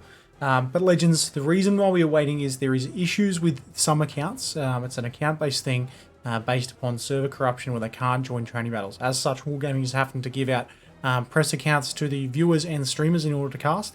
But the issue is some competitors from the Vor clan only have accounts based off the Steam launcher, but they can't unlink, can't re-download, there's not enough time. So Wargaming is making a decision and trying to fix it on their end. So I don't know when it's going to be done. Hopefully it should be done shortly. I'm just downloading a video now to pop up in the background. We're going to add an extra 2,500 dubs, so in total we're probably going to give away, I don't know, 5 to 7 to maybe 8,000 doubloons tonight in Discord and on stream, and obviously about 5 or 6 more resource containers left, Legends. So I apologise, out of our control. Thanks for sticking by. Thanks for sticking with us, Legends. You guys are the best. And it looks like we've only got another 27 more subs until we can give away that second Lennon. So Legends, love you lots, and we'll see you all hopefully very shortly. Apologies once again. But yeah, sorry guys. My bad. Not my bad. I'm not going to say who's bad.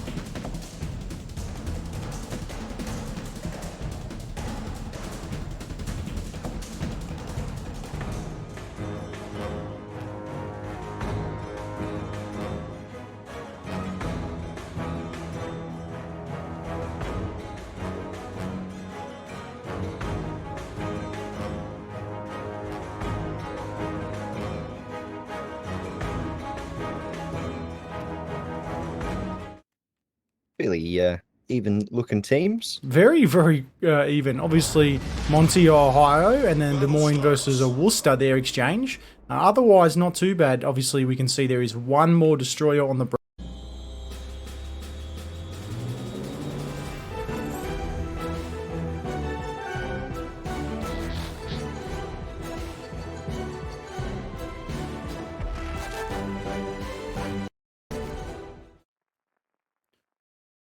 All right, ladies and gents, here we are. The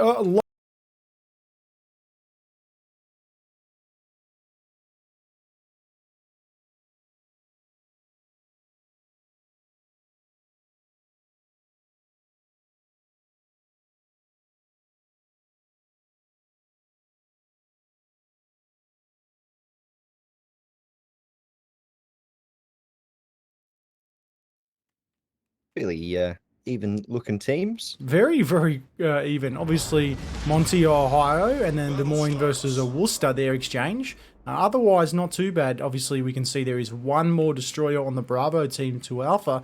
Looks like we're going to see an interesting split right now. We'll see a Des Moines, Mosfa, Ohio, head over to the right-hand side right now with the Marceau. Z52 going straight for Bravo. Stalingrad, Ohio, and Gearing on the Alpha side heading straight down towards that Charlie Cap. What's going on over on the Bravo there, Major?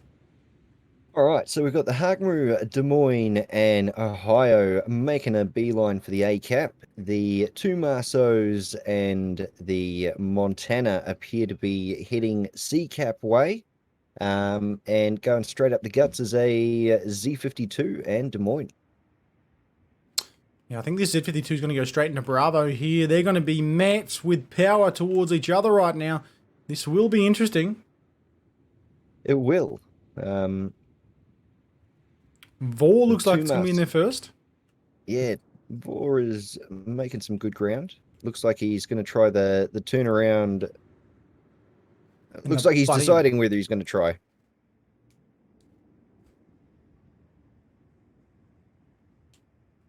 Heading closer to the island there. Probably. Yep, there he is. There's the turn.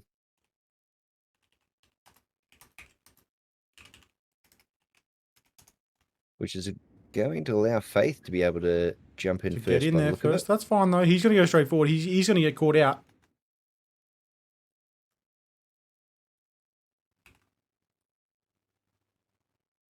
The Vor Z52 seen the cap started and is continuing with the back end procedure. There he goes. Z52 is looking like he will be in a little bit of trouble here. Yeah, with those torps out by the Faith the Faith Z52. It could force this Vor Z52 not to go into cap.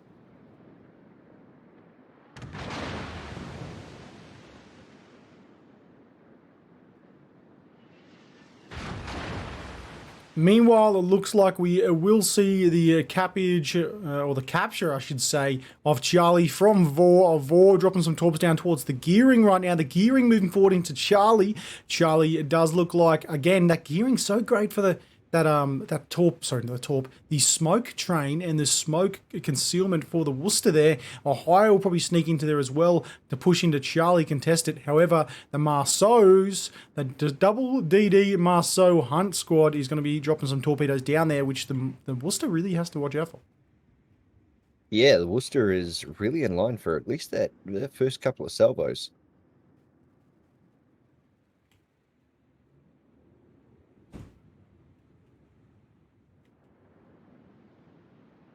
Here we go. The Worcester has seen the torpedoes, made a turn, but unfortunately the torpedoes ran out of steam. I'm fairly positive I saw some brown stuff coming out of the back right-hand side there of the Worcester.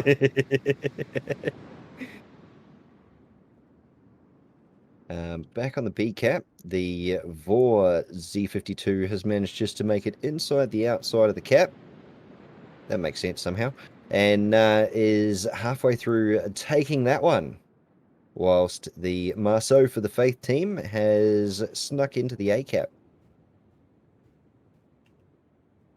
Z52 is holding fast there. Backing up, pushing forward. Mosfa now being spotted.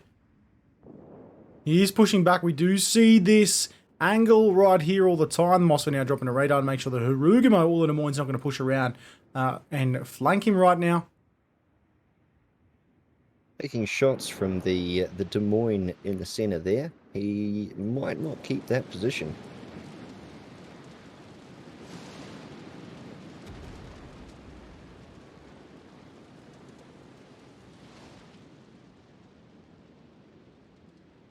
Over on the C cap, the Gearing managing to get a butt in on the cap and sneak that one away from the two Marceaus. The two Marceaus just hiding behind a rock there, just waiting to see how things pan out.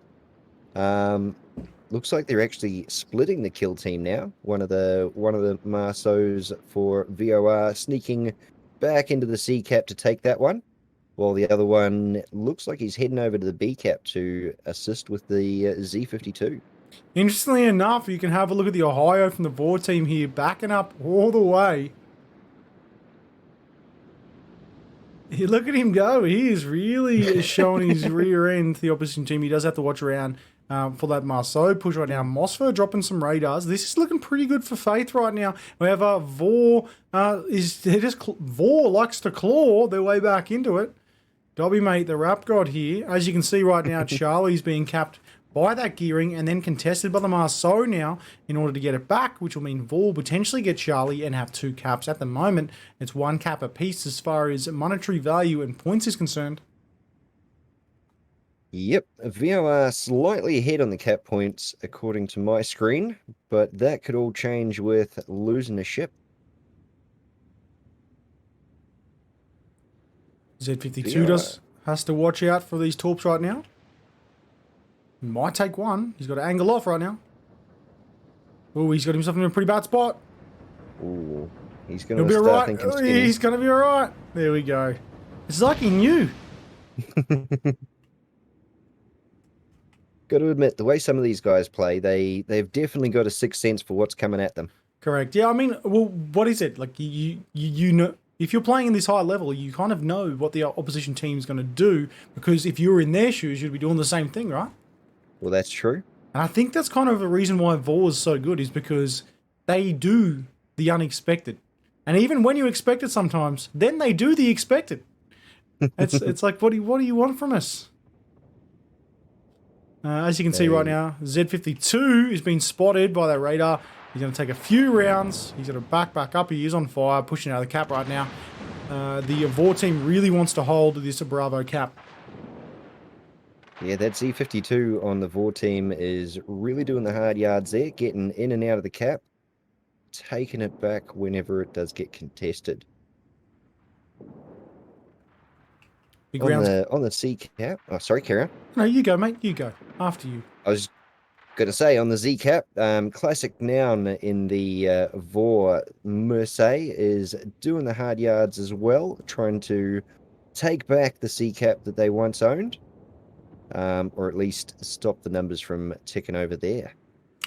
Yeah, you'll see Furawadi Dong, he's going to be starting to back up, or correction, push forward into Charlie. They really want Charlie. They don't want them to be able to accrue any points. They're going to start to be aggressive right now. I think Faith's going to have to make a move. Board does have the slight upper hand. If they push to this Marceau on this Des Moines, down towards the Des Moines here, Asphodelis, he will potentially have to push back into that Ohio, which at the moment, the Ohio is just kind of holding back in order to kind of scare them away from a large-scale push. The Z52 Cash over there is just holding fast outside of Bravo. The Mosfer right now is looking like he's going to get a few rounds from the Harugamo. The Harugamo's impact of those HE rounds is phenomenal. Look at the amount of rain coming down, albeit they aren't actually hitting anything. But yeah, I love seeing just the sky lit up. Look at that. What a sight. He's readjusted. We'll have a couple on the Mosfer right now. The Mosfer has slowed down.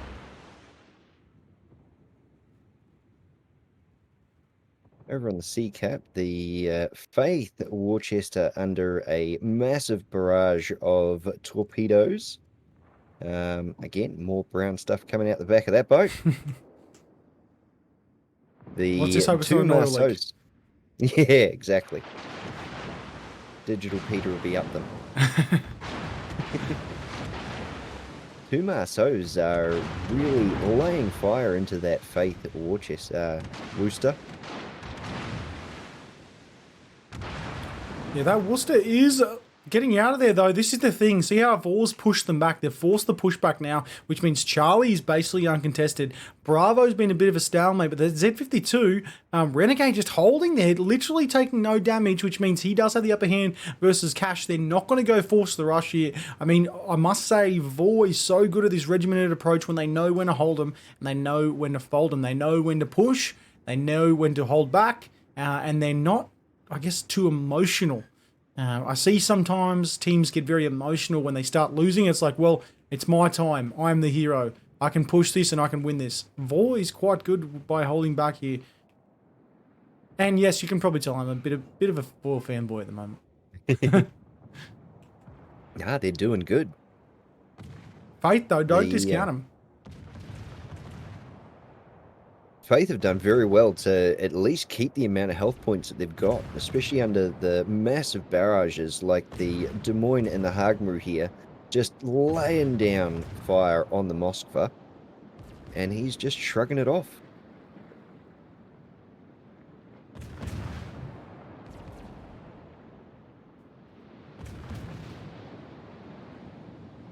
B-cap being heavily contested, Faith chucking everything they've got left. The Z52 on the Faith team is very low in health. The Ohio and the Moskva, everyone chucking in on the B-cap, trying to clear it out and gain some more points.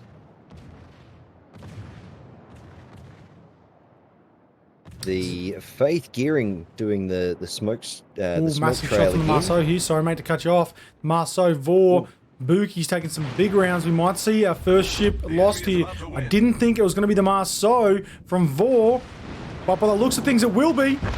There he goes. Ouch. That's the first ship death, and that's 11.5 minutes in total into this game thus far. Which is almost clear, equalized the overall game points. So let's hope that ship loss doesn't affect Vor too much. They shrug it off and chuck even more firepower downrange.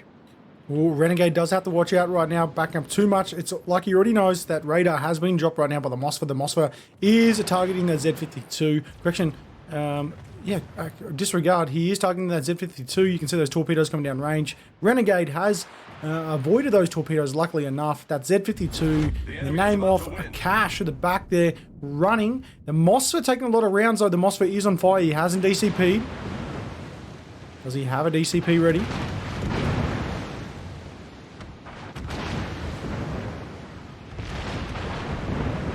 Moskva with the radar running, slowly moving back. The fire is dwindling him down. He does have two. There goes the one at the front. I don't think it's going to be enough. Hagner and the Des Moines jumping in on that attack as well. That Moskva is not long for this world. There he goes. Almost on cue. That's one apiece now, ladies and gentlemen. This is where Faith will make their name and they'll stake their claim. Looks like the Marceau is going to be pushing rearwards into Charlie. The gearing, though, the Marceau is isolated classic now at the moment. Montana got rounds on the Stalingrad. Stalingrad just took a massive amount of damage, about 15k in total from the Monty. Marceau now allowing them to have Charlie. There is a 3-minute win timer for the Alpha team, that of Faith, ladies and gentlemen. So Faith have crawled this back. It's 2 ships lost to 1, 284 K to 264k in HP. Remembering that there is a 1 extra destroyer on the Bravo team. Yep. Vor lost a destroyer, so they took a cruiser in return. Unfortunately, they've also now lost a cruiser, so let's see what they take in return for that.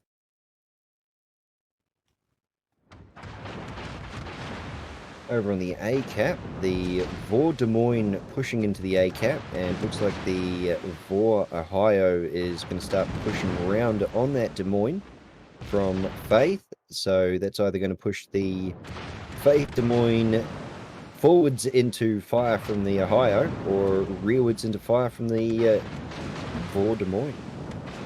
Yeah, the Des Moines from Faith is taking a lot of rounds right now from Vor. They have 1 minute and 48 seconds to live. Looks like the Ohio's making a make or break style move. There we go. Fourth Chronicles is in right now. He's been waiting at the back for a while, kind of baiting them there, and now he knows it's time to push forward. Marceau dropping torps down towards the Ohio. Ohio's probably going to take potentially 1. I think he might miss it though.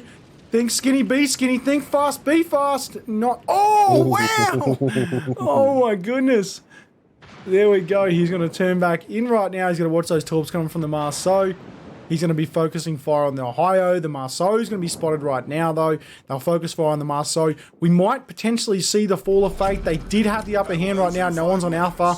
There's 5 minutes left in the game. There's 848 points to 800. Marceau, correction, the Vor team do need to get another kill, though. I do believe to be able to secure this, even given the 4 minutes and 49 seconds left. Oh, man, they're just pushing right now. See, they know they've given away Charlie. They've moved away. They've kind of baited them in. So that way they only get one cap over the right-hand side there with Faith. Looks like the Ohio is going to be gunned down. The torpedoes downrange for that Ohio. Ohio will take one on the nose. Marceau just hiding behind the Ohio now. Z52 might have committed a little bit too much. There goes the Ohio. Now it's 445 to 140. Bravo has been capped. Alpha has been capped. 1 minute 37 seconds until Vor now wins this game. This game has been a bit of a seesaw.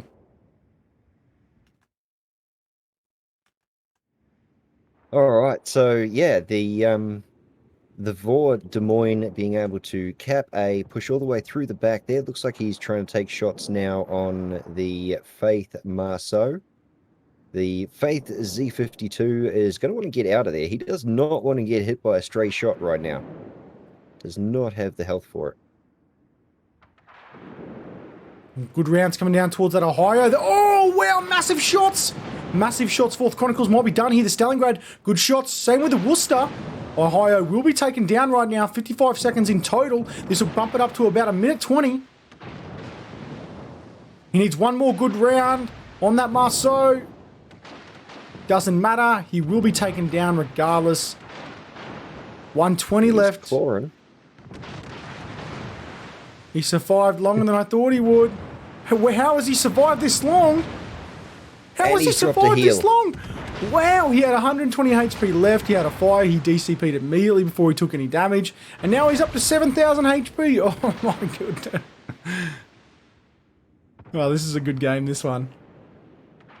As you said before, Vor will just keep clawing their way back in there. And 986. And this will be a Almost win done. for Vor. Z52 done. And just as Major cues it, that is a win for Vor, making Vor the winners for this one for game number 1.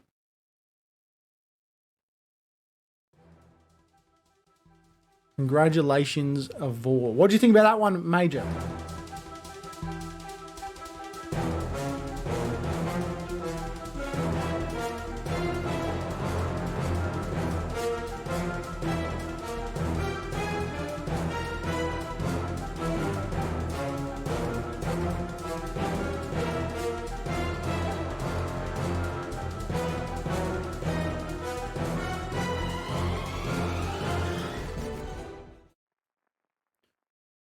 All right, ladies and gents, here we are. The long-awaited quarterfinals on the C server. We have Faith versus Vor. On the left-hand side there with Alpha, we have Faith with 2 Ohios, 1 Des Moines, a Worcester, a Mosfar, Stalingrad, Gearing, Marceau, and interestingly enough, a Z52. On the Bravo team, we have a Montana, Ohio, double Des Moines, Mosfar, double Marceau, a Z52 as well, and a Herugamo.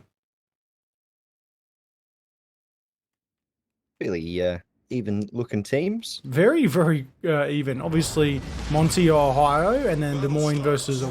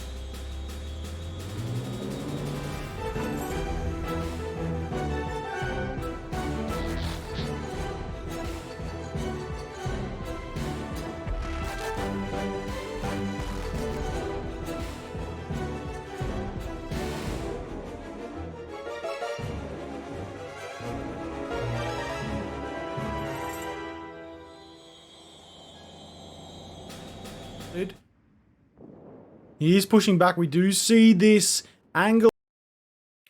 All right, ladies and gents, well, hopefully the actual overlay has been updated, which it has. NFG on the alpha side this time, which I did call, and lucky enough, I mentioned it in the side chat because they weren't going to swap. But we have an Ohio Republic, Des Moines, Mosfa, Stalingrad, Gearing, Daring, Marceau, Harugmo, so 4 DDs versus Monty, Ohio, 4 Stalingrads, and 3 Marceaus. Obviously, there's 1 extra destroyer for the alpha side. And let's see where they go. Yeah. Action stations. What are we going to see here for the split? I reckon the Marceaus are probably going to go 2-to-1 piece. On your side, they might go the 3-way. We'll see how we go. Daring's going to go up towards Bravo. Gearing, Ohio, Mosfa split down towards the Alpha Cap. When you have a hard split and a J line from the Des Moines, Marceau, Harugamo, Stalingrad, Republic going down towards Charlie. Looks like 1 Daring and Bravo for the Alpha team. He needs to make sure he doesn't get picked. What's going on for TNN JJ? TNN JJ on the B side here are sending 1 Marceau to the A cap. The 2 Stalingrads are following him up with the Ohio behind.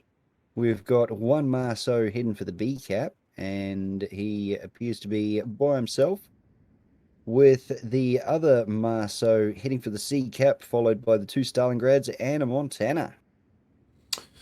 Yeah, Daring's going to be going in relatively fast. He followed by Gearing down towards Alpha. This Daring does need to watch out he doesn't get picked right now because he's basically going to have no support against his Marceau. Marceau's obviously in Bravo. Daring now realizes that he got there faster. They're probably going to understand that they do have that.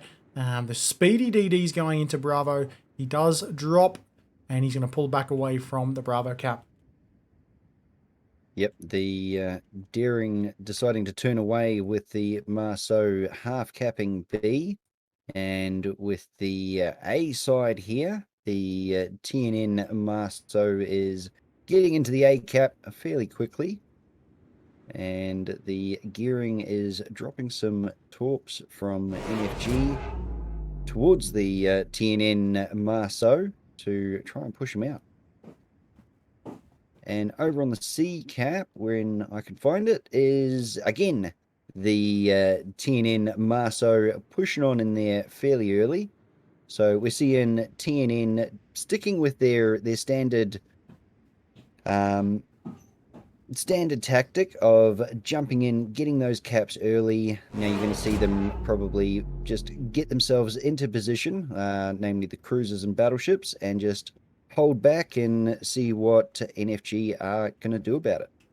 Yeah, Gearing's going to drop some torpedoes down in between the channel at Alpha. Stalingrad's going to drop his radar right now. Daring is taking a fair few rounds.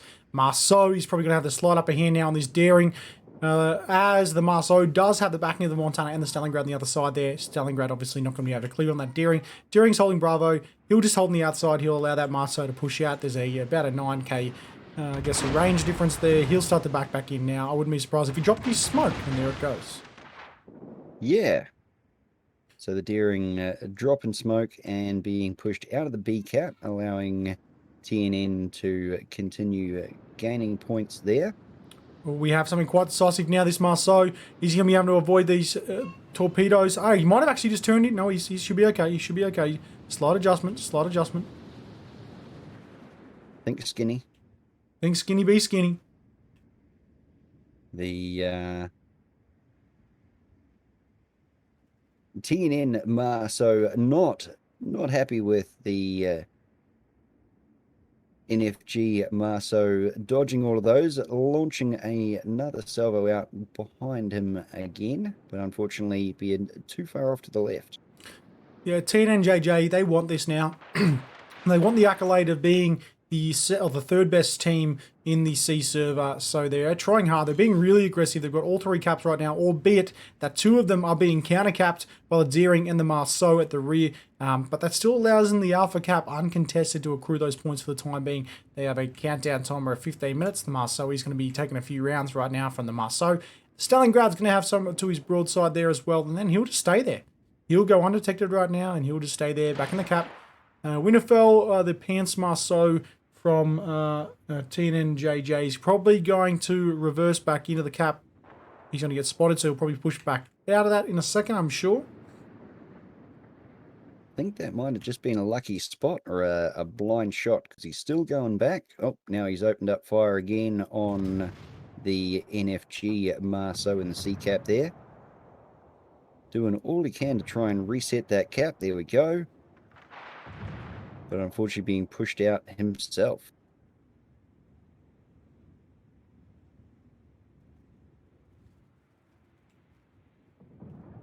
Now, NFG over on the Alpha side here, we've got a tight grouping of the of ships. The Marceau, the Moskva, Ohio, and Gearing. Looks like they're taking shots back on the B side there.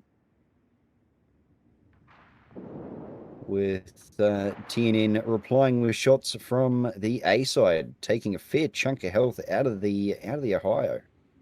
Yeah, obviously with NFG having one extra destroyer, one less cruiser, that has left them with a large HP and damage output differential right now. You can see this 416 to 538. That's 110k-ish, 118k-ish, I guess, difference between their HP pools.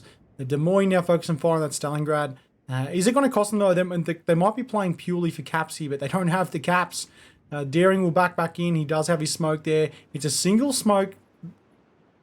He'll hold back outside the smoke, which is actually quite a smart move. He doesn't want to be caught inside the smoke with torpedoes or someone staying there. He'll just hold here right now. Obviously, the Marceau is contesting that. And now that basically makes it one cap apiece. Alpha and Charlie being the two caps. Bravo's being contested right now. Yep. Now, NFG doing well at pushing TNN off the C cap, taking it for themselves and pushing further around to the outside to get those torpedoes off on the, looks like the Hagmu was trying to line up Stalingrad there. And I think that Stalingrad's going to eat at least a couple of them. Now, at this stage, I'd say he's going to eat two. He has pushed forward, which will mean potentially he might avoid that rear one. No, he won't. It will touch him in the butt. And he's going to take a fair few. He does have that flood. We're going to see the first ship fall right now. TNN JJ. They brought it back down to 400, 471. That's the first ship lost. That is very costly for Charlie. They do have that second Stalingrad at the back of Charlie. However, it means they can't rotate back out with another radar. Daring dropping torpedoes down towards that Marceau. Marceau's been forced out. Daring needs to watch out. He doesn't push too far forward, which he might have right now against this Marceau. He needs to watch out for that Ohio focusing fire right now. He does drop his smoke. Smart move, but it will reset that cap. Yep. Marceau being pushed out of the cap, allowing the Daring to start taking it a little bit. And over on the A side here, you can see the TNN Stalingrad moving forward just past this island here to try and get some shots on the Ohio and Moskva. Unfortunately, that opens him up to taking shots as well.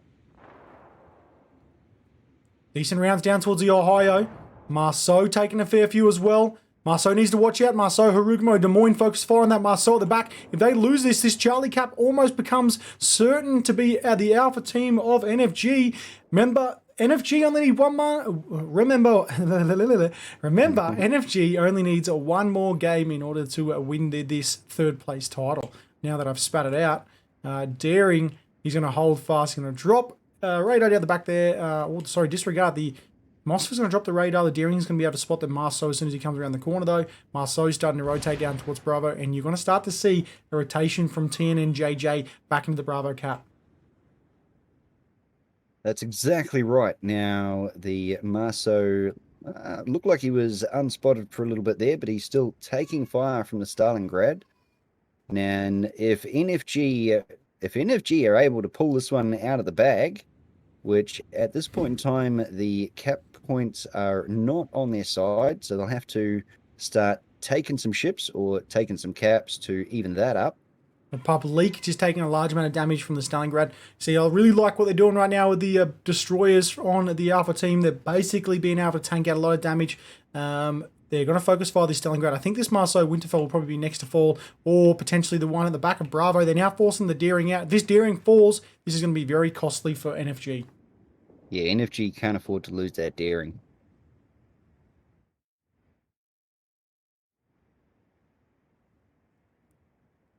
And Winterfell the Marceau opening fire on the Stalingrad at the back of the sea cap.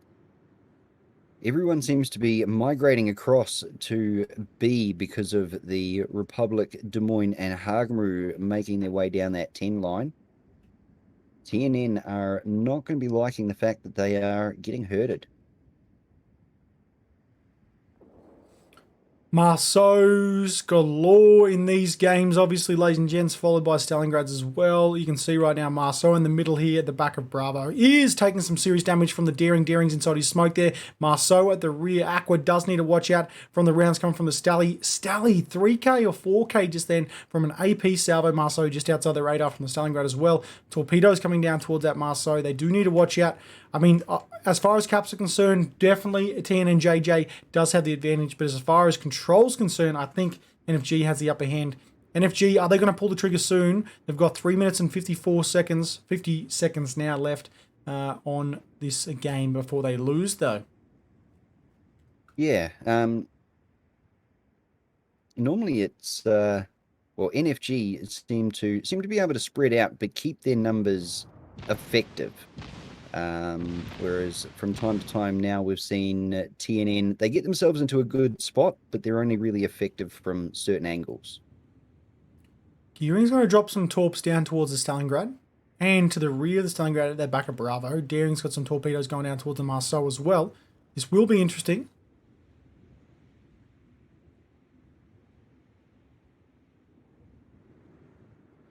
Lots of torpedoes out on both the Stalingrads around that A cap. Stally does need to watch out for these torps coming down range. Cocoa Bean Page, he's going to take one. Oh, will he take one? Yes, he will. That's 10K off him right now. Leaving him dangerously low.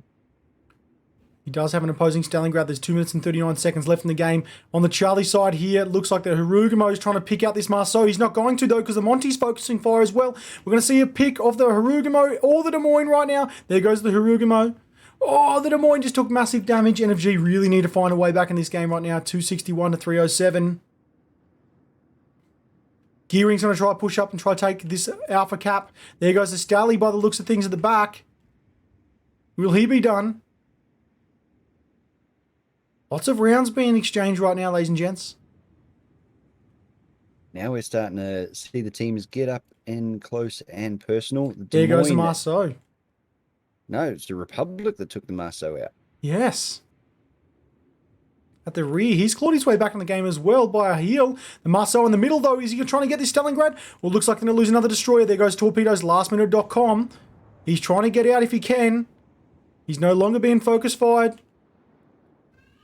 Stally. Oh, 988 left on that Stally. He does have a fire. 272, and he will be done. Gone. So that is 3 ships lost to 1. Now that's 909 to 231. Still, nonetheless, they still need to push into these caps. The caps are getting them the points. The Mossberg's rushing this Stalingrad as well around the corner here. This is make or break. They're going for the ship kills. They want to own this. They want the kills. Yeah, this... Again, NFG, at the end of a game, they really come in, throw everything at the wall, and see what sticks. There goes the radar from the Mossvar on the Stally. He does have HE loaded. Has he changed to AP?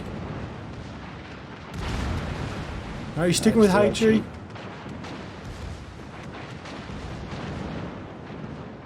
And this Stalingrad will be done. At those sort of angles, he probably doesn't want to risk a ricochet salvo. So yeah, sticking with the HE. And he's staying in there. Structure and taking it Ohio, though, from the Marceau's got some decent rounds there.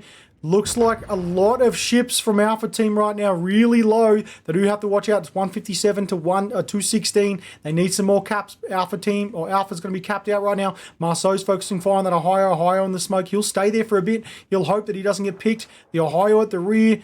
Marceau dropping torpedoes. Are these torpedoes going to be the deciding factor of this game, ladies and gents?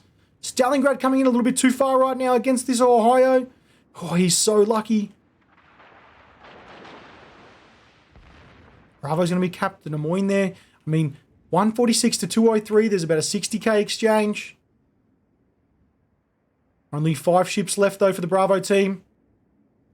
TNN still having a point cap advantage. Oh, which, good torpedoes down towards it. Ohio. Ohio's got a flood and a fire.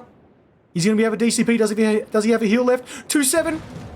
7. There he goes. There goes the Ohio. That's 135 to 151. They've brought back another 30k.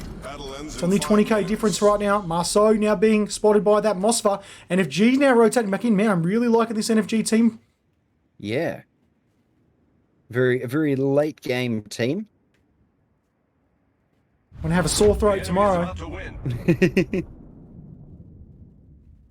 All jokes aside. Let's go in the Daring. Daring's going on this Marceau now on the right-hand side. They get... Oh, that Des Moines does need to watch out, though, from the Monty. They do still have one battleship at the rear. That Monty potentially could decide them game. There goes the Stalingrad. 3 minutes and 22 seconds till the Alpha team. NFG now wins. Montana over on the backside here, launching all of his secondaries at the Des Moines. The Des Moines we're going to see here gets pushed out of his little area. Unfortunately, into the jaws of death by the look of it. Yeah, Marceau, he's going to gun him down. He does have to watch out for this Stally. He's not going to be able to push around. I know in his heart he wants to YOLO this Stally. The Stally is just waiting there. Here he goes. 249 left. Stalingrad's still got a large amount of HP left. Likewise with the Montana. The Montana's going to rush him on the Des Moines. Are they going to get this? They're going to try. Oh, there goes the Des Moines. Are we going to see the Marceau Daring exchange right now? 2 low Marceaus at the rear. Daring knows where this other Marceau is. He's going to rush him as well. He does need to watch out. He doesn't want to trade himself right now. We thought... Daring is 932 to 778. Alpha team cannot afford to lose a single soul right now. Here we go. Here goes the Marceau. There goes those torpedoes. He's lucky. Oh, the Daring, though. He will take none. Wow. Holy moly. Daring's going to dodge that one like a pro. The Marceau way out in the back of nowhere here from TNN is just limping along with 366 health points left.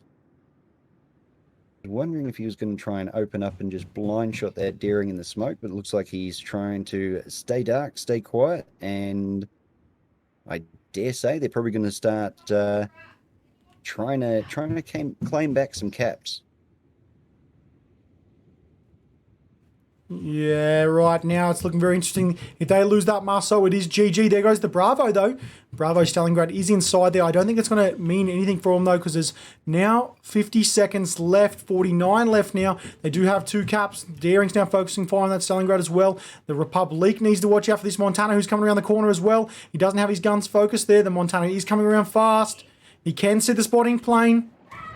36 seconds left.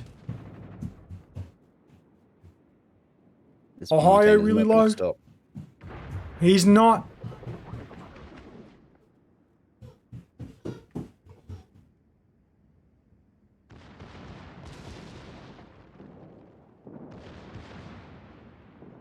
All right, Montana opening up full salvo on the back end of the Republic. The Republic 10 seconds not quite left. Sure. 7 left. What is going? Here we go. 5 seconds. If they can hold on right now, they've got it. 2, 1, and that'll be NFG Done. for the win here. I've got someone running down my hallway as well. The Gus Bus is Everyone's at happy. it. He's happy for NFG winning that one and taking 3rd place on the C server. Congratulations to NFG. Unfortunate for TNNJJ. I mean, Yes. all in all, though, I mean, I really both great games. I mean, I think NFG is the perfect team to counter TNNJJ. However, I think TNNJJ is a great team. They were just like, it was just a yo-yo top event, right? It was like NFG and then TNNJJ takes the majority of the game, and then NFG claws their way back. And then you see the flip side in game 2 where NFG has the upper hand, then TNNJJ has the upper hand. They hold it for the whole game. NFG and then TNNJJ comes back again. But all in all, I mean, there was nothing in between those last 3 games. Realistically, No. comes down to a bit of luck and a bit of skill, bit of communication, and all in all, NFG will take that one. So congratulations, NFG. Well done, guys. Well, they'll take 3rd place unless something happens. I don't know if they'll go into the regional finals or the international finals. I believe it's only 1st and 2nd at this stage, but I'll confirm with you.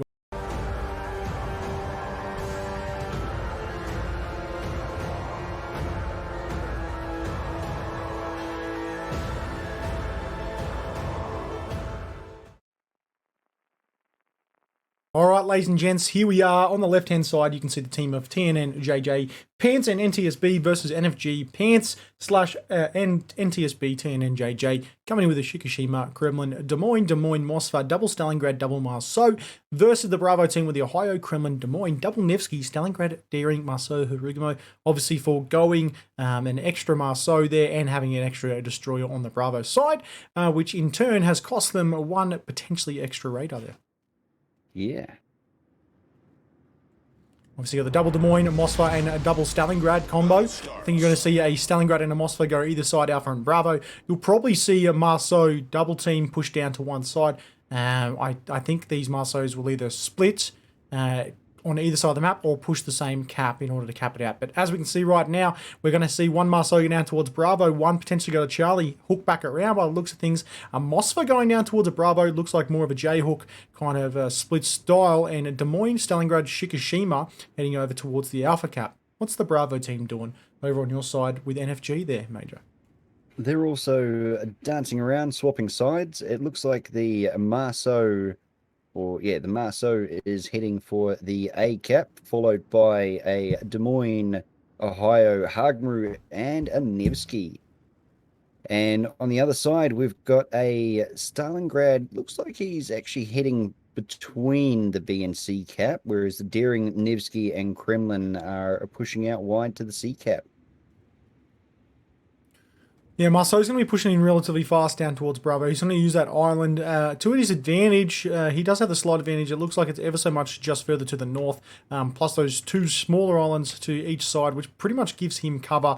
And with that island to the exact south from that Stalingrad. The Stalingrad's going to go in there, though. He's going to drop something pretty fast, I dare say, which is going to spot that Marceau. It's not going to matter for him too much, though, other than situational awareness from the Bravo team. Daring is going to be going in relatively slow. He is kind of waiting for his Nevsky and his Kremlin. He doesn't want to be isolated. I think the last thing NFG want to do is get picked off with a single ship like that Z-52 last game. And then we see that Marceau heading in towards Alpha. That's 1 cap, 2 TNNJJ. That's it. All right. The TNN Marceau cruising on into C there because the Daring is holding back for the Nevsky and the Kremlin. The Stalingrad that had moved up to B has just dumped his radar, which has managed to light up both of the TNN Marceaus by the look of it. I saw the Stalingrad chuck some rounds out on the Marceau on C, while the Marceau on B copped some from possibly a Nevsky. No, or a Des Moines. Marceau now just holding fast at the back of Bravo. He does need to watch out. He has found himself in a relatively good position by the clearing of rounds over the top here. 1 or 2 might just go over the top. No, none actually hit, which is quite lucky for him. Now that's 2 caps for TNNJJ. Yeah, TNN, they are really good at moving in, securing those caps early. And then they tend to pull back just a little bit and see what the other team's going to do so they can defend from that. Stalingrad with that wide berthing radar now picking off the Marceau at the rear there. He'll now know he's here. He'll start to rotate back around the Marceau. He'll probably have to push back in towards Alpha. He does have to watch out. As we can see, he is doing that. He's going to push back in. He's going to reverse in. He's going to hold fast there. He does need to watch out for the Des Moines. And that Shika, the Shika might just be able to clear, but I think the Marceau is just going to teeter back and forth. Yeah, he's going to bounce back and forth there. He's got the A cap, so he's probably going to look at pulling straight back out from that island so he can stay undetected and move around to another position where he can get some shots on. Yeah, some big rounds going down towards the Shika as well.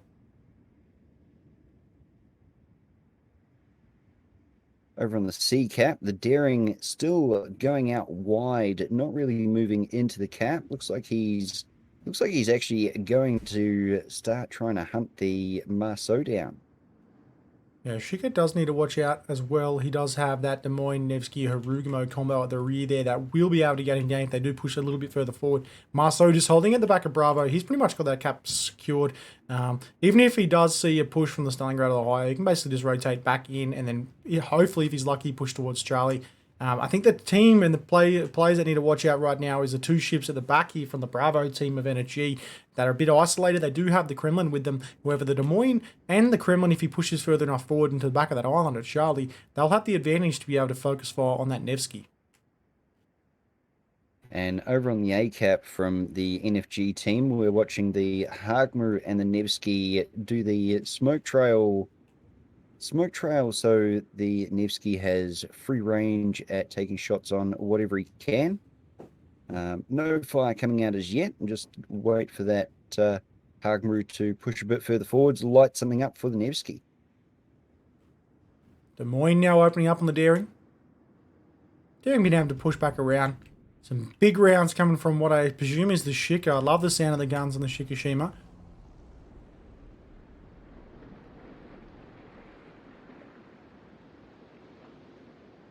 The Nevsky in that smoke trail from NFG opening up on Shikishima and the Stalingrad by the look of it.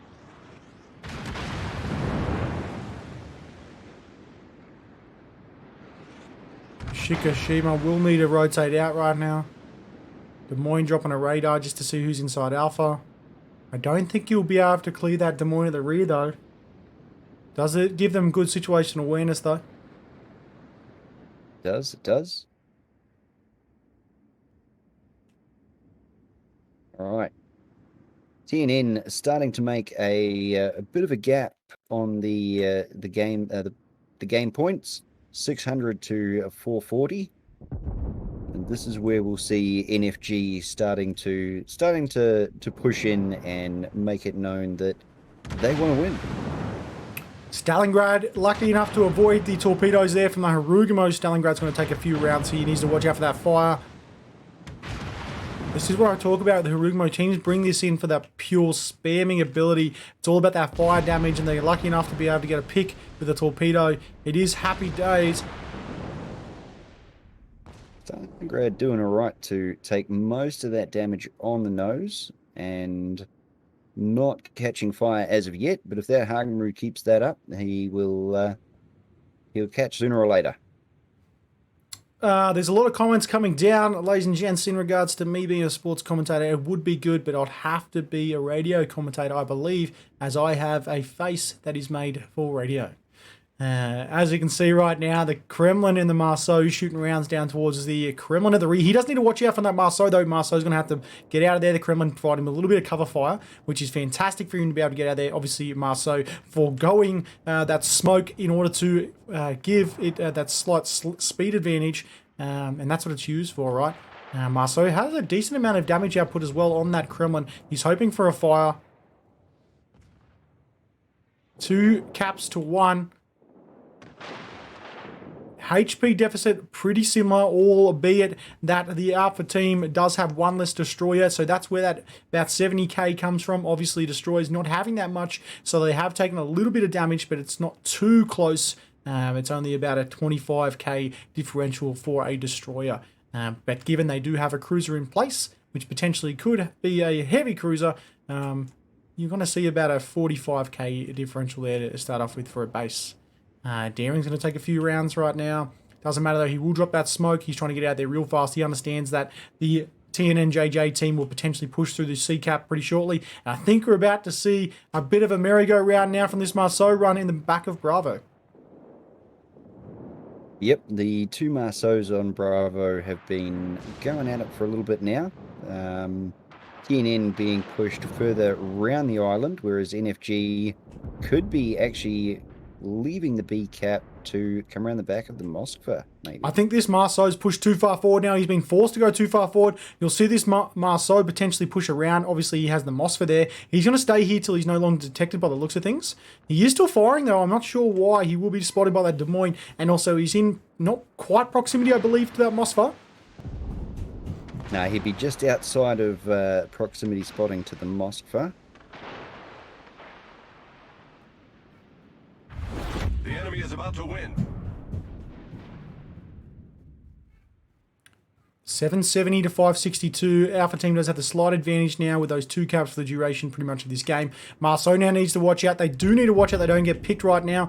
If the Alpha team can hold NTSB Hiro Wakaba at the rear of Bravo, they can easily win this Marceau. Is he going for the play? Are we going to see the second YOLO play right now? I think we will. Moskva lining his guns up. He's getting ready. What? Moskva dumping a radar so he can see where that Marceau is. No, it looks like the Marceau is lining up a shot for the TNN Marceau. Which he's got. Just gone down, yeah.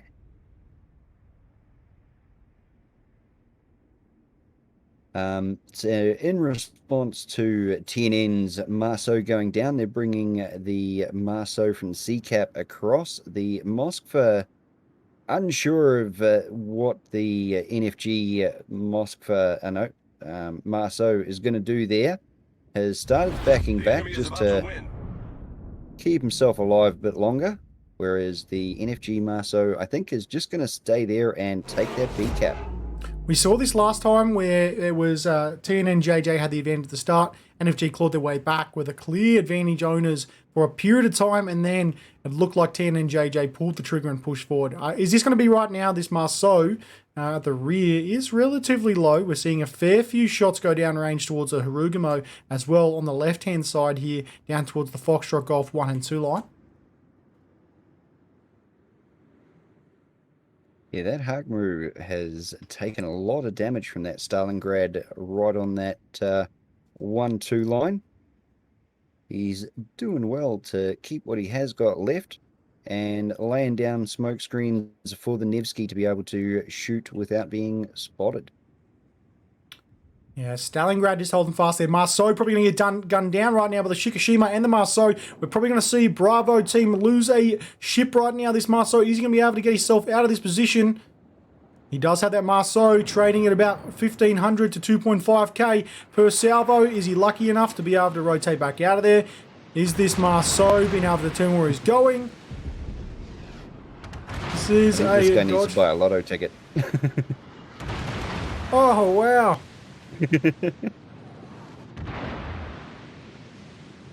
He has got out of there indeed. The enemy is about to win. Managing to get far enough away and get unlit whilst keeping the B cap, which has not quite turned the cap numbers around yet, but is definitely evening it up quick. There goes that radar. 415 to 233. Stalingrad on the 1-2 line, taking one torpedo to the nose, giving him 7,000 health left. Looks like he's just dumped a heal. The Hagru and Nevsky want to move in and capitalize on that damage. The A cap is completely owned by NFG. The Ohio pushing through the back end of it. Looks like he's going to start trying to chase down the Des Moines and Shikishima at the back of TNN there. And right about now, we're going to see the cap numbers even out. 860 to 860. Yeah, Alpha team has obviously had the slight disadvantage in this one. Bravo team with the 2 caps is working well for them. The Alpha team really need to go ahead and kill some members from NFG right now. Very low from both sides of their house, 362 to 299. That's about a 61k differential. Oh, Ohio taking massive rounds from the Shika and the Des Moines right now. The Ohio might be taken out. Is this Des Moines going to get some good rounds?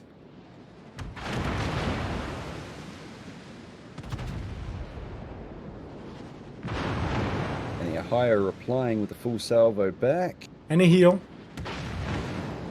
Wow, the Des Moines, massive rounds. Mr. Hire needs to watch out he doesn't get spammed by this Marceau. Stalingrad at the right-hand side. There goes one Stalingrad for the Alpha team. Bravo team, losing a Stalingrad as well. This is a big trade now. You're going to see everyone move in, ladies and gents. Make or break. 124 to 236, close game. 2 caps to 1. Kremlin versus Kremlin.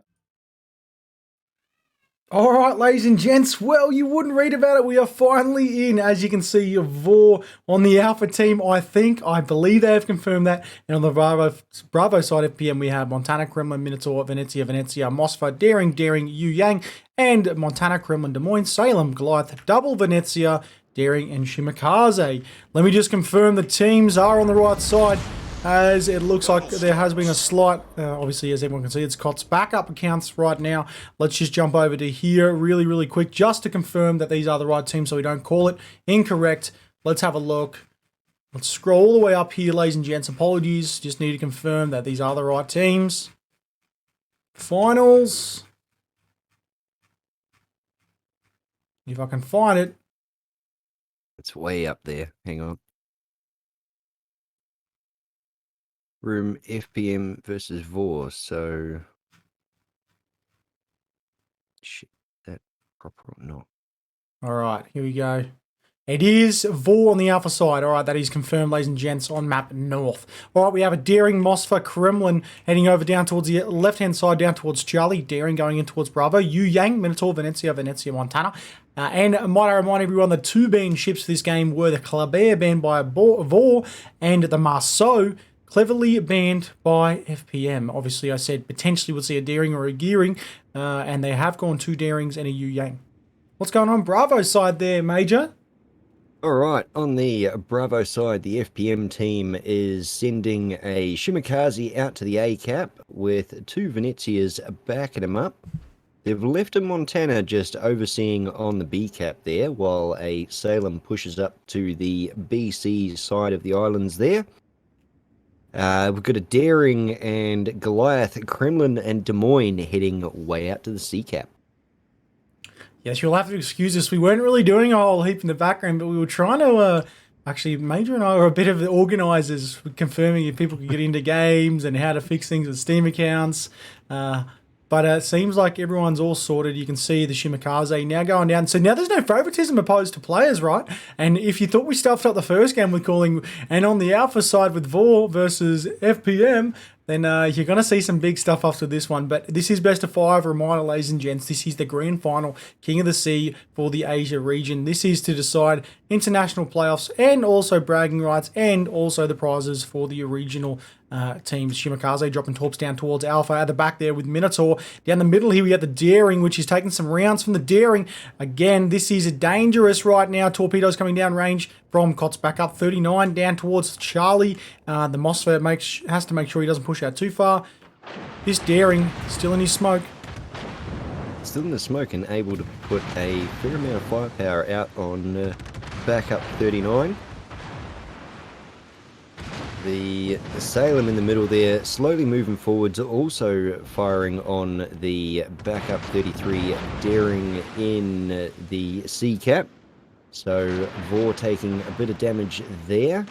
The Montana that FPM left towards the back of the B cap seems to be taking a small amount of damage, so is retreating back to get out of view and probably a better position.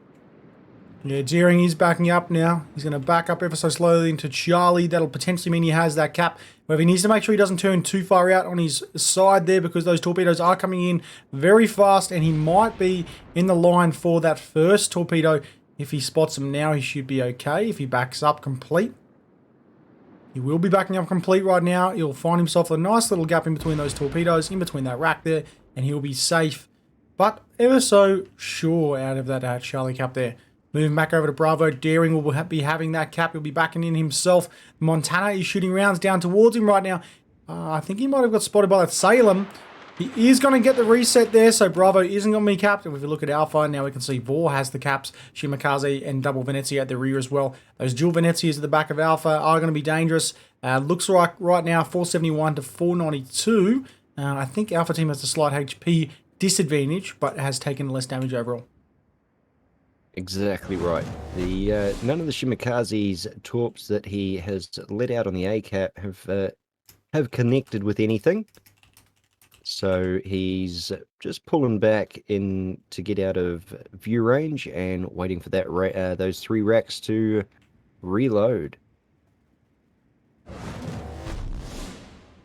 Back on the B cap, that Daring managing to pull in there and take that. The Salem probably waiting on another radar. The Daring on the C cap has been lit up, so FPM have taken the made the most of that with the Salem and the Daring opening up on him. Yeah, Vor's being really, really aggressive right now. They're pushing in the caps. They own all caps. Are they going to be able to hold this, though?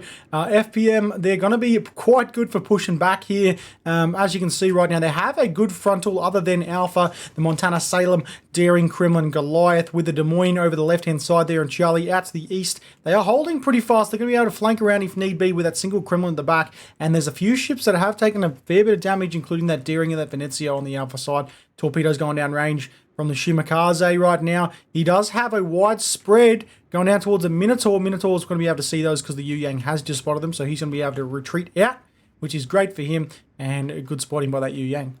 Interesting pick with the Yu Yang, though. Yeah.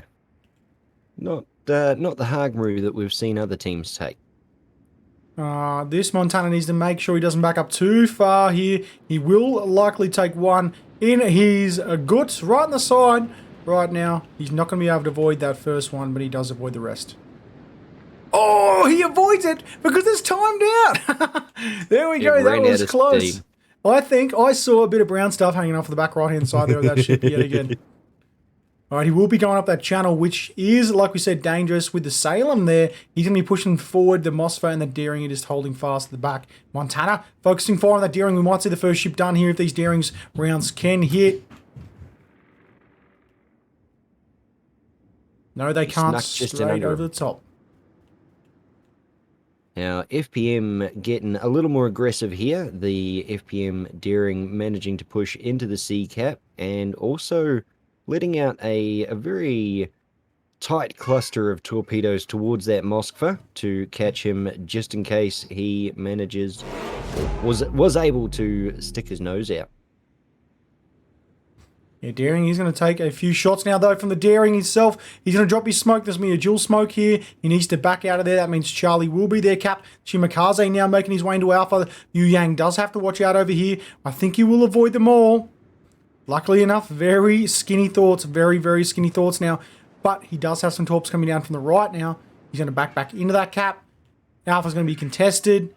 It's going to be potentially one cap apiece. Moska's going to drop his radar to try to get that Daring to see if he's pushing forward, but he is not, so he's not going to be able to see him there. The Yu Yang with the radar, or Hydro at least, lighting up that Shimakaze and forcing him off of the A-cap. Yeah, he's happy to exchange his HP in order to get the Shimakaze out of there. He trusted the Venezias won't be able to hit too many rounds. Now the Shimakaze's open up, with the Venezias now opening up on towards the Shimakaze, which will mean there'll be a Venezia, I guess a bit of a mangle over here at Alpha. Yu Yang taking a few rounds, but that's enough for him to be able to push that Shimakaze out of Alpha. Let's look back down towards Bravo and Charlie. Charlie easily FPM's cap right now, Deep Sea Fleet. Vor, a few good rounds on the Goliath. Goliath going to have to rotate back out. Kremlin, good rounds on the Daring. Potentially, no disregard on the Monty. Some good rounds on that Monty. Yeah. 3 minutes and 31 seconds are left. Now in the game, FPM really needs to step up. Vor having a significant lead in the cap points, 732 to 372. We haven't lost any ships yet, and honestly, Vor do have a couple of ships that are around the halfway point, but no one seriously in the red. So it is anyone's game at the moment. The enemy is about to win. Looks like FPM sneaking into that A cap again, using the Shimakaze to back in to try and claim that one back and slow those cap points down. Massive shots on the Goliath. 2 minutes and 46 seconds left now. I think what you can see exactly what Vor's trying to do right now. They're trying to pull back, but not pull back too far that they allow FPM to be able to cap those points. They need Bravo to stay in their hand, and they need to push them back from Charlie right now. Even if they get Alpha, that'll bring them down to 5 minutes in total, but there's only 10 minutes left in the game. No ships lost. Yeah. Now, for two teams that are known to be fairly aggressive, seeing them both have no ships lost this late in the game is just a testament as to how well they work and well they work together. Yeah, you can see everyone's using the betterment and the ability to have some camos they might not have on ships right now, with the Monty with the Halloween camo shooting fire down towards that Montana. The Salem is absolutely smashing the Montana right now at the rear of Bravo. He needs to get out of there quick, smart. I think Bravo's going to be capped, and then it's pretty much up to what happens now with Alpha and if there's going to be a counter push down towards Charlie. The Daring, Goliath, and Kremlin are just holding there, just waiting to see what happens. But basically what's going to decide this game now is this Bravo cap, if the Montana can hold, and if the FPM team can push through to Alpha or not. At this point in time, Yu Yang and the Minotaur are now starting to rotate back in because they realise they need to hold this Alpha cap. This will be the decisive cap for them in this game. Yeah. FPM Salem on the B cap, trying to take the cap or at least hold the collection of points, is pushing all the way through. Now he is under severe fire from the Daring and the Minotaur.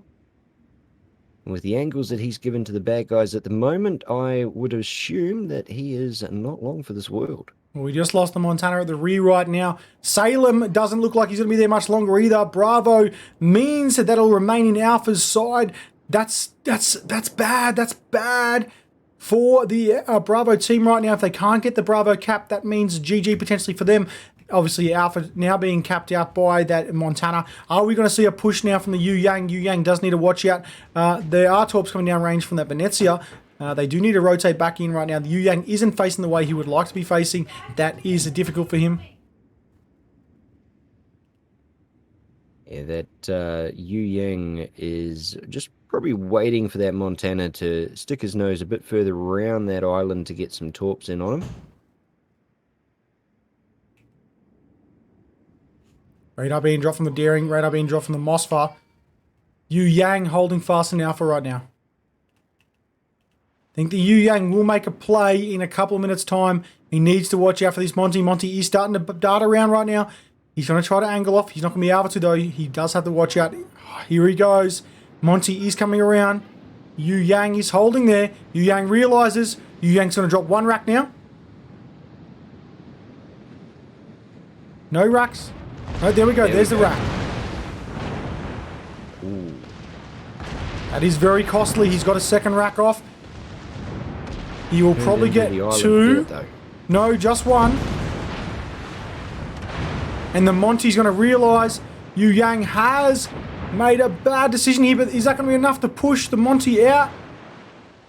Doesn't matter, because the Yu Yang will be done right now. This could be very, very costly. 3 caps all in all for the Bravo team. FPM has a slight advantage now.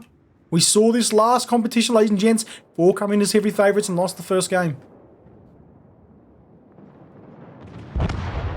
Minotaur over on the B cap being taken down from a heavy volley of fire from the Shimakaze and the Daring.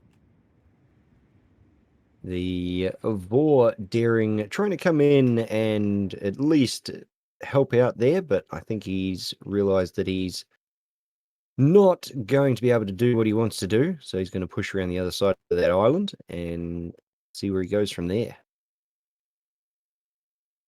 The FPM Des Moines between the B and C cap has pushed through the islands there, dropping a radar, lighting up the Daring Moskva and the other Daring from Vor. But unfortunately, not too many people have an angle on putting shots downrange on them. Moskva taking rounds from the Des Moines right now. Oh, Moskva taking heavy AP from the Montana as well.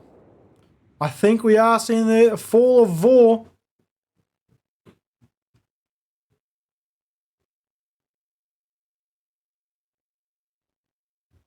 The cap points are still in Vor's favour for the moment, but that will soon change with all 3 caps being taken from Vor.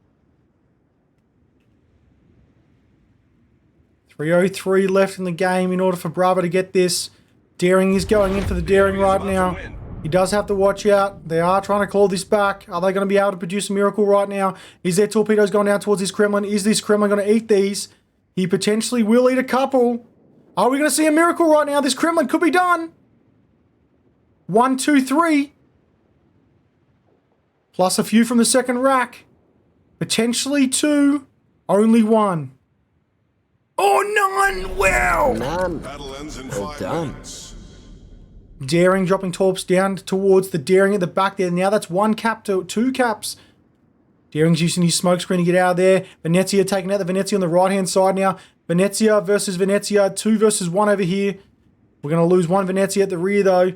Let's have a look back down here now towards the Kremlin. Shimakaze's coming as well. Shimakaze's starting to rotate. He's got his rack ready. Is he going to drop it? There he goes. There goes that rack. Kremlin isn't going to be able to avoid that, though. He will take 2. Second rack out right now. 1 minute and 10 seconds left. That's 3 ships. 7 ships in total right now. Daring there might have made a bit of a mistake changing from the Kremlin to the Shimakaze. Looks like the Kremlin has been able to. Whoop, no, never mind.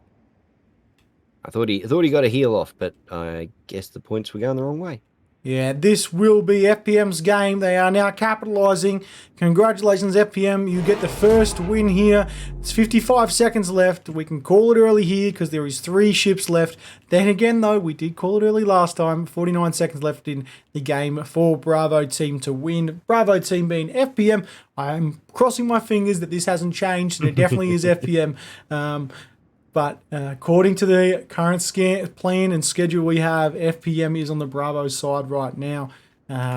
And the Montana now shooting rounds down towards the Venezia. And if this Venezia falls, we will see the game finish up right now. And there we go. 2 or 1. Done, ladies and gentlemen. Congratulations, FPM or the Bravo team. Let's just confirm that. It's a bit unknown, but I'm going to call it FPM here, ladies and gentlemen.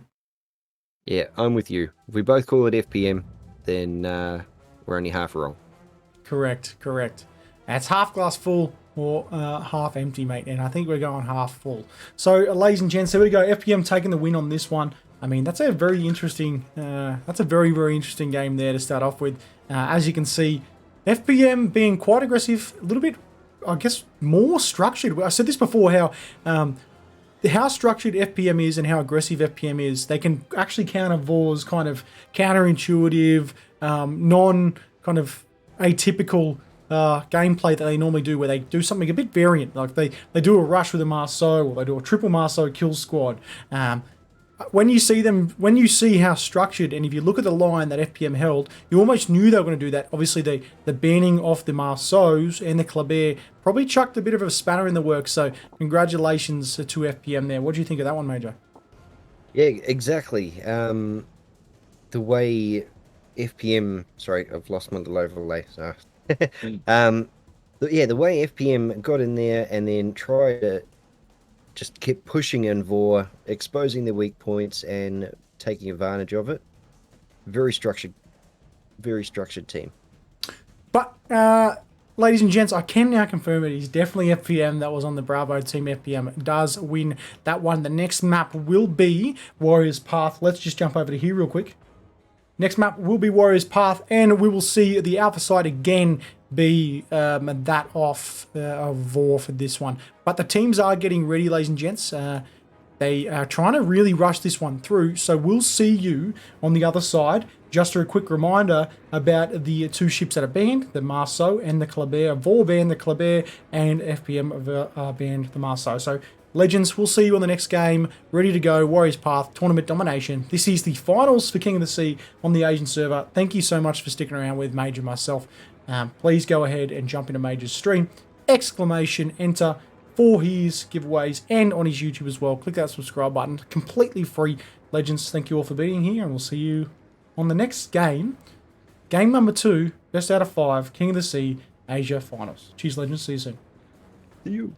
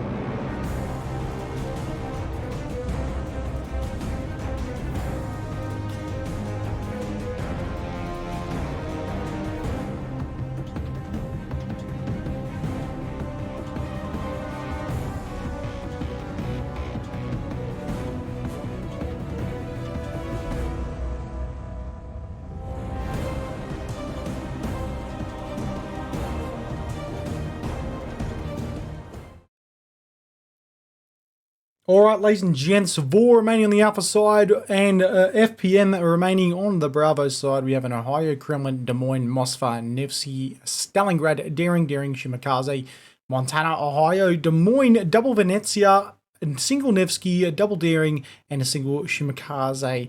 Obviously, foregoing a couple of extra radars there for the Bravo team. Will that be costly for FPM, or will the taking of the Venezias pay off the amount of damage they can do down towards the Moskva, Nevsky, and Stalingrad in total?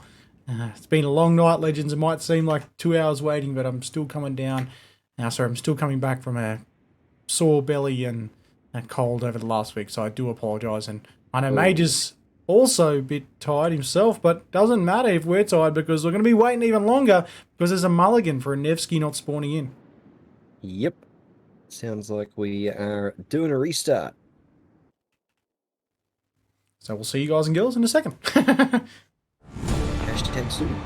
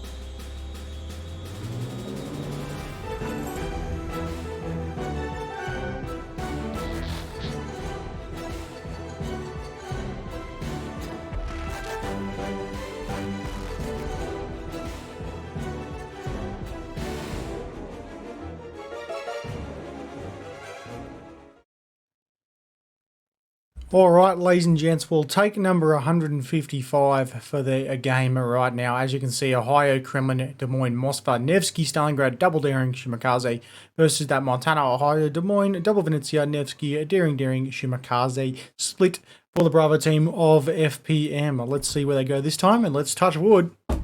It's not a mulligan. We can actually get into this game, ladies and gentlemen. Let's go. Finals, King of the Sea, Asia right now. Let's see where they're going to split. And was that Nevsky who didn't spawn in last time?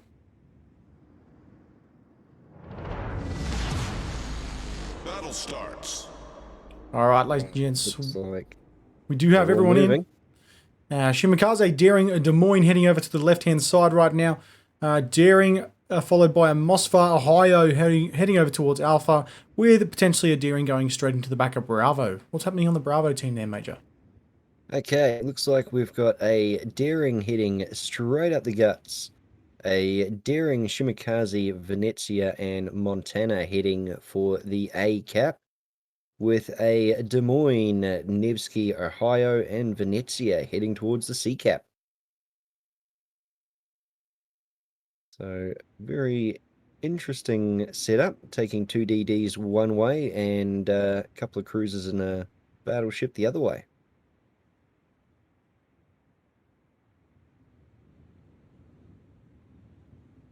And as soon as Dobby's mic comes back, It's always been here, mate. I know what you're talking about.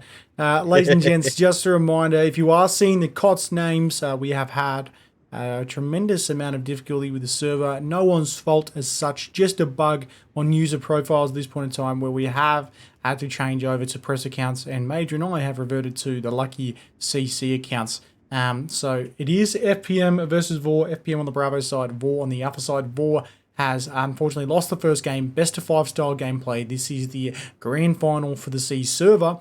Codes, as far as you're concerned, down the bottom there, that code will only work on the C server itself. However, the drops are universal. They will work anywhere. The drops and the code are both the same. They both give you access to the mission code or the mission drops for King of the Sea. If you want to jump in and you enter the giveaways and you get a code from one of us, it'll either be a CC container, resource container, or a subscriber camo, all of which are universal. that's right. Daring, Moskva heading around to the Alpha side right now. Daring coming at the back of a Bravo. He's being contested by the Daring at the back of Bravo as well. I think VOR is going to be really, really aggressive this game. I think after the last time, I mean, this happened as well. They're going to come back, and I reckon they're actually going to be really, really aggressive and play really, really smart for their aggression right now. We see them rotate quite well. I think they might be able to catch FPM off guard right now, coming around with this Stalingrad, Des Moines, and the Shimakaze push. The Kremlin is really close up as well. They do have to watch out for this Nevsky and this Venezia on the Kremlin, though. The Shimakaze has been spotted. He's not going to be able to get into Bravo. It doesn't matter, though, because he will wait for that Des Moines radar to run out. Then he'll go back into Charlie, and no one's going to be able to get him other than potentially that radar for the Nevsky. That's right. Bravo drop. Yeah. Bravo is the Alpha team's cap. FPM answering that cap of B by sending their own Daring in there, and he is dumping his radar, watching the VOR Daring hide back behind the island. So unfortunately, no one has really got a good angle there to get shots on that VOR Daring, so that cap will stay uncontested for the moment. The Venezia and the Nevsky for FPM cruising very far around the outside of C. Looks like they're going to try and hit the wall and come back up. Unfortunately, they're going to be met with a lot of fire as soon as they become visible. And over on the A cap, the FPM team able to get the Daring in next to that island and start capping A. Although he is under fire from the VOR Daring, who has pushed almost right out towards the... Ooh, good shots. Shimakaze taking some there. Edge of the map. Yeah, Shimakaze taking Took a one torp. torpedo in the butt. That could be costly for FPM right now. It's one cap apiece. Charlie is being capped right now, though. However, they are being reset. The Nevsky and Venezia are focusing fire on that Kremlin. They do have to watch out for the Des Moines. Des Moines just going to rotate back around now. They're going to push straight back on the guts right now. They're going to take away the fire from the Shimakaze. Shimakaze trying to take some of the attention away from that Kremlin. Nevsky just hanging at the back, which is awesome as well. They'll just stay there for the time being. Yep. They're going to lay some fire down on those two ships going through the middle. Probably just ignore the Shimakaze for now. And try and stop that cap from going through. Unfortunately, not being quite able to. Nevsky, Venezia exchanging it down towards the Kremlin. Vor really need to watch out right now. But as you said before, Vor are definitely taking more of an aggressive stance, chucking that battleship up to the front line, really making FPM try and, take a step back. Des Moines taking rounds right now. Nevsky shooting down range towards that Des Moines.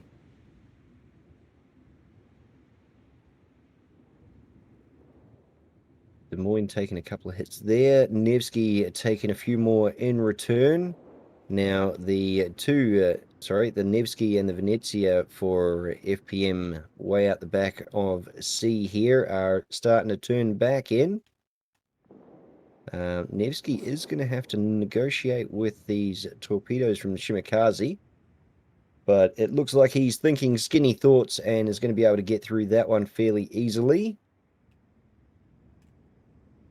Stalingrad going to take some decent rounds right now from the Nevsky by the looks of things. They do just cruise straight over the top. We haven't lost a single ship. There has been about 6.5 minutes gone in this game. Looks like the Alpha team has the slight advantage at this point in time. They have 6 minutes and 43 seconds to 15:18, 466 points to 390, and a HP exchange of 441 to 416. So relatively close. Vor being able to maximize their dominance of the game by taking both the B and C cap, and unfortunately not quite being able to push up on the A cap as of yet, but they are holding FPM back from advancing. Yeah, it is a pretty tweaked game right now, ladies and gents. As you can see, Daring Moskva are rotating back around down towards Alpha. There's not really a whole heap more we can commentate on right now, other than that Des Moines placement at the back could be costly. Those Des Moines and the Kremlin in the channel right now. I think the Venezia and the Nevsky at the back here with the smoke isn't going to play to the fruition they think it might. The Shimakaze now dropping torpedoes, obviously seeing where that smoke is, going to be able to flush them out wherever possible. He's going to try to push them out from the corner of that map where they currently are. They do need to watch out predominantly this Nevsky right now, but I think the Shimakaze has probably put these torpedoes on too much of an angle. If he went slightly wider, he would have been able to flush them out even more. Now the Kremlin's been able to spot them as well. Just looking at the layout of both teams, Vor do have a fairly big hole between the team that is overseeing A and the rest of their team on B and C, whereas FPM are fairly evenly spread, except for, say, the Nevsky and Venezia out on the wall there. Yeah, still no ships being lost yet, ladies and gents. There's a lot of rounds going down towards that Venezia and the Nevsky. It looks like those Shimakaze torps might actually pay favour if the Venezia does push himself into the corner of the map, and he does go broadside just a touch. He has seen those torps by the looks of things. Will he take one? He's going to get lucky right now, I think, ladies and gentlemen. He's going to run them out all the way. Yep, both of them lining up in line with the torps to think skinny and let him pass. Bravo team needs to capitalise. So really good and really smart play right now from Vor pushing back the Venezia and the Nevsky effectively out of this game. Unlike, I guess, a draw and tag like you might see sometimes a team do when they're trying to pull someone away from a cap. The Vor is actually pushing these two ships out of contention right now. The Daring obviously going down on the right-hand side now as well.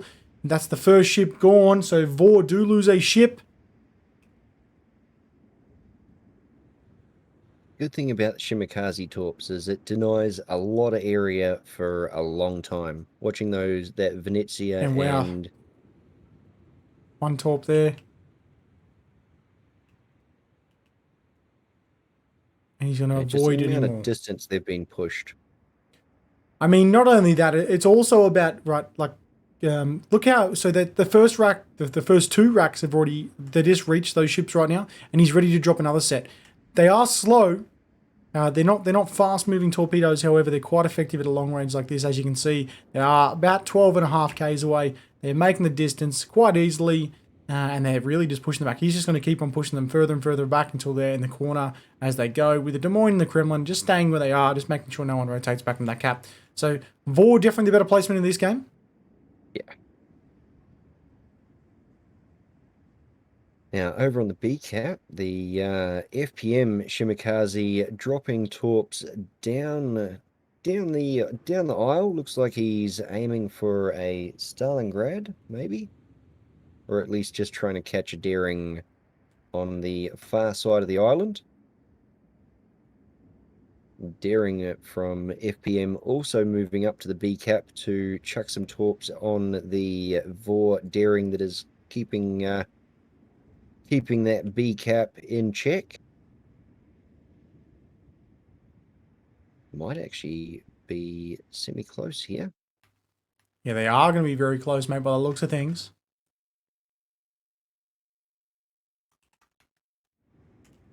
Some good rounds coming down towards the Stalingrad right now. The enemy is about.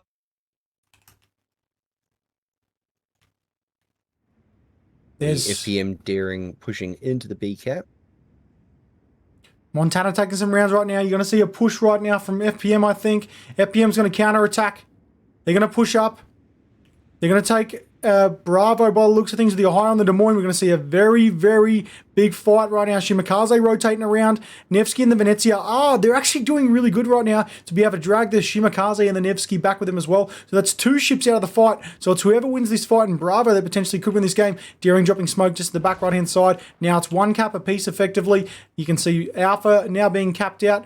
Now the Daring pushing the Ohio. If you can get the Ohio, that'll be good for them on that right-hand side. Torpedoes going down towards the Stalingrad and the Des Moines. Obviously, radar after radar after radar. Ohio versus Kremlin. I think we're going to see our Ram here, ladies and gents. He doesn't want them to have the HP pool here. He's willing to give himself up for the cause. All moving in on that Kremlin. The Shimakaze running up very fast on the back end. The Ohio definitely going for the Ram there. And there we go. Now we're down to 2 ships down apiece. A lot going on the rear there as well now. You can see, I believe after that Shimakaze is gone, Bravo will definitely have the disadvantage now, Daring, and then Des Moines in Bravo. Des Moines pushing up. The Daring is also pushing around the corner to get shots on the Daring. Des Moines taking a big hit from the Vor side there and going down.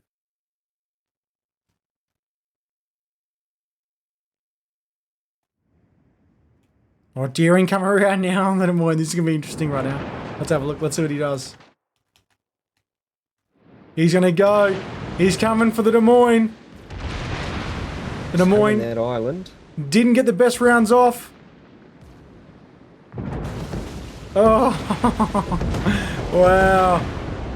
Wow, there we go. Good racks off the back of that Daring right now. And I think Vor's going to take this one. There goes the Nevsky at the rear. They're chasing that Venezia. Bravo will be capped out by Vor. Correction, by FPM. Yeah.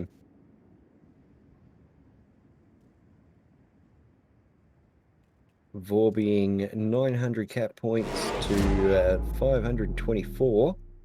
There's a large HP differential though, but those destroyers might come in handy right now. Obviously, we can see the Mossfer and the Ohio back of the right-hand side there. It's still 548, 545 to 2 minutes, even with that 1 cap for Alpha. They've still got 2 minutes to go here, 6 minutes left in the game. I think, unless something happens right now, I think this will be Vor's win. Ooh.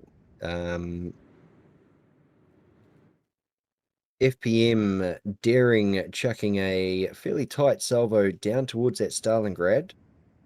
Luckily, the Stalingrad is on the move, so those shouldn't really affect him, other than stopping him from advancing. And daring versus daring gun action.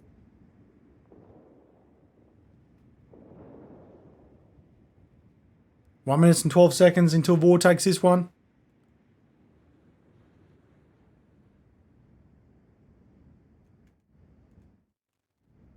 So even with FPM having 2 caps, Vor is 962 to 624. Daring now rotating back into Charlie. Battle ends in 5 minutes. Daring will hold here. Charlie going to be contested right now. Daring v Daring. The Daring will just be inside that radar, so they do know he's coming. Unfortunate for FPM right now. Daring now dropping. He will start to move in. He's going to contest it. He doesn't want to be taken out now. However, he does realise that Daring will be able to spot him. He's going to be able to contest that for as long as he can. He can only get 1 round off. He's realising that Daring's going to drop his smoke, so he'll stop shooting very shortly. He'll drop a rack of torpedoes, I'm sure. No, he can't. And that'll be a game, set, a match of Vor taking the win there. 1-1.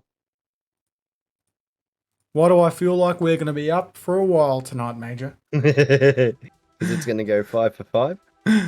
Alright, there we are, legends. As you can see, Vor taking the win right now, bringing it up to 1 apiece. A good game. Congratulations to Vor, bringing back some victory and a little bit of respect back to the Panzer Vor name. Not that none was lost. Let's just jump over to here. Alright, ladies and gents, well, as you saw with that one, quite a regimented approach as far as FPM was concerned. I think, again, just seeing Vor come back with a bit more of aggressive playstyle. And yeah, that Nevsky that Nevsky and the Venezia push at the back right-hand corner of Alpha really decided the game for me. They were out of the game for so long, they just couldn't do enough damage. And then obviously that Daring push around the corner towards that Kremlin, and that was game, set, match in my mind there. So at this point in time, ladies and gents, the teams will swap over, so we will change that over. But Major, what did you think about that game? Again, yeah, very regimented. You can see how the guys all work together and are used to working together. I pointed out at one point the Vor team had a very large gap between the ships they had on the A cap and the rest of the ships they had on B and C, but turns out that worked out for them. They were able to get around and do the damage required. But with that said, ladies and gents, we are going to be moving into the third game of this grand final right now. The map will be Crash Zone Alpha. We'll just go back over the maps right now. Crash Zone Alpha, Land of Fire, and Trap. So it is 1 apiece. Basically, a team needs to win 2 more games consecutively in order to win this. However, if no team wins 2 games consecutively, and then we'll move into the last game, which will be Trap. It might not seem like it's that late. It's only 10 p.m, but 5.5 hours in, and coming down from a flu. I don't know, Major's coming down from a flu as well. I think we're both a little bit wrecked. So we're going to have a quick break, ladies and gents. We'll see you on the other side. Make sure you jump into the giveaways because they're still going, and we'll see you all very shortly. Cheers. Cheers, everyone.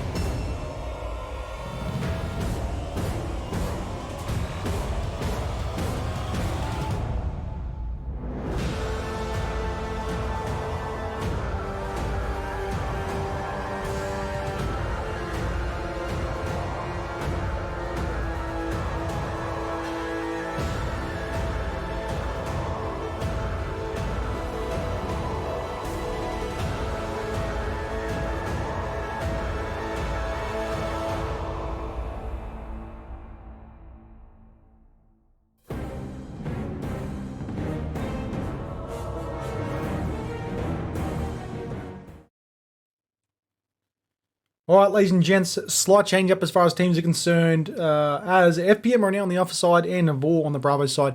FPM coming in with Ohio, Kremlin, Double Des Moines, Minotaur. Quite interesting. Venezia, Stalingrad, Daring, and Shimakaze. They like that Shimakaze. And on the Bravo team, we have Ohio, Kremlin, Venezia, Moskva, Stalingrad going for more of a radar build this time around. Double Daring and Harugumo. So no long-range torpedoes like the Shimakaze, but double Daring for that smoke and adaptability, obviously. Again, Vor on the Bravo side this time. There is a slight change-up.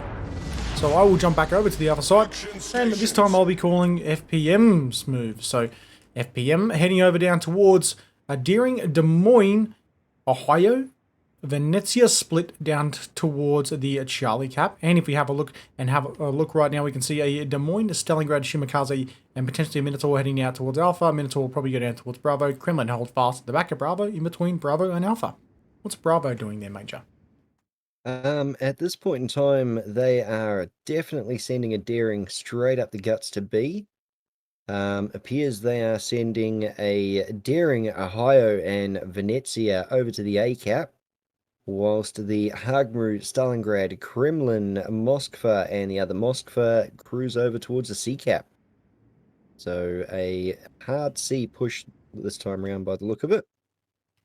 Yeah, very much so. It looks like a very, very hard C push from that side. From our side, it looks like a hard Alpha side push with 4 and potentially 1 split down towards Charlie. And Bravo is basically being left alone like we thought would happen last time. Minotaur's probably going to find himself a nice little nook in the island just outside Bravo, but not cap it himself. He might back up if he's daring enough.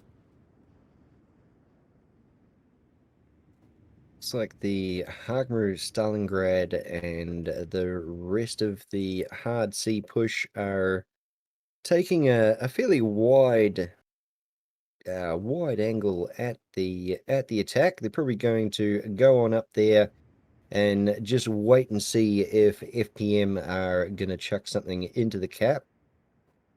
With the 1, 2, 3 radars that they are taking over to the C cap, they're going to be able to spot whatever gets in there and hopefully dispatch of it fairly quickly.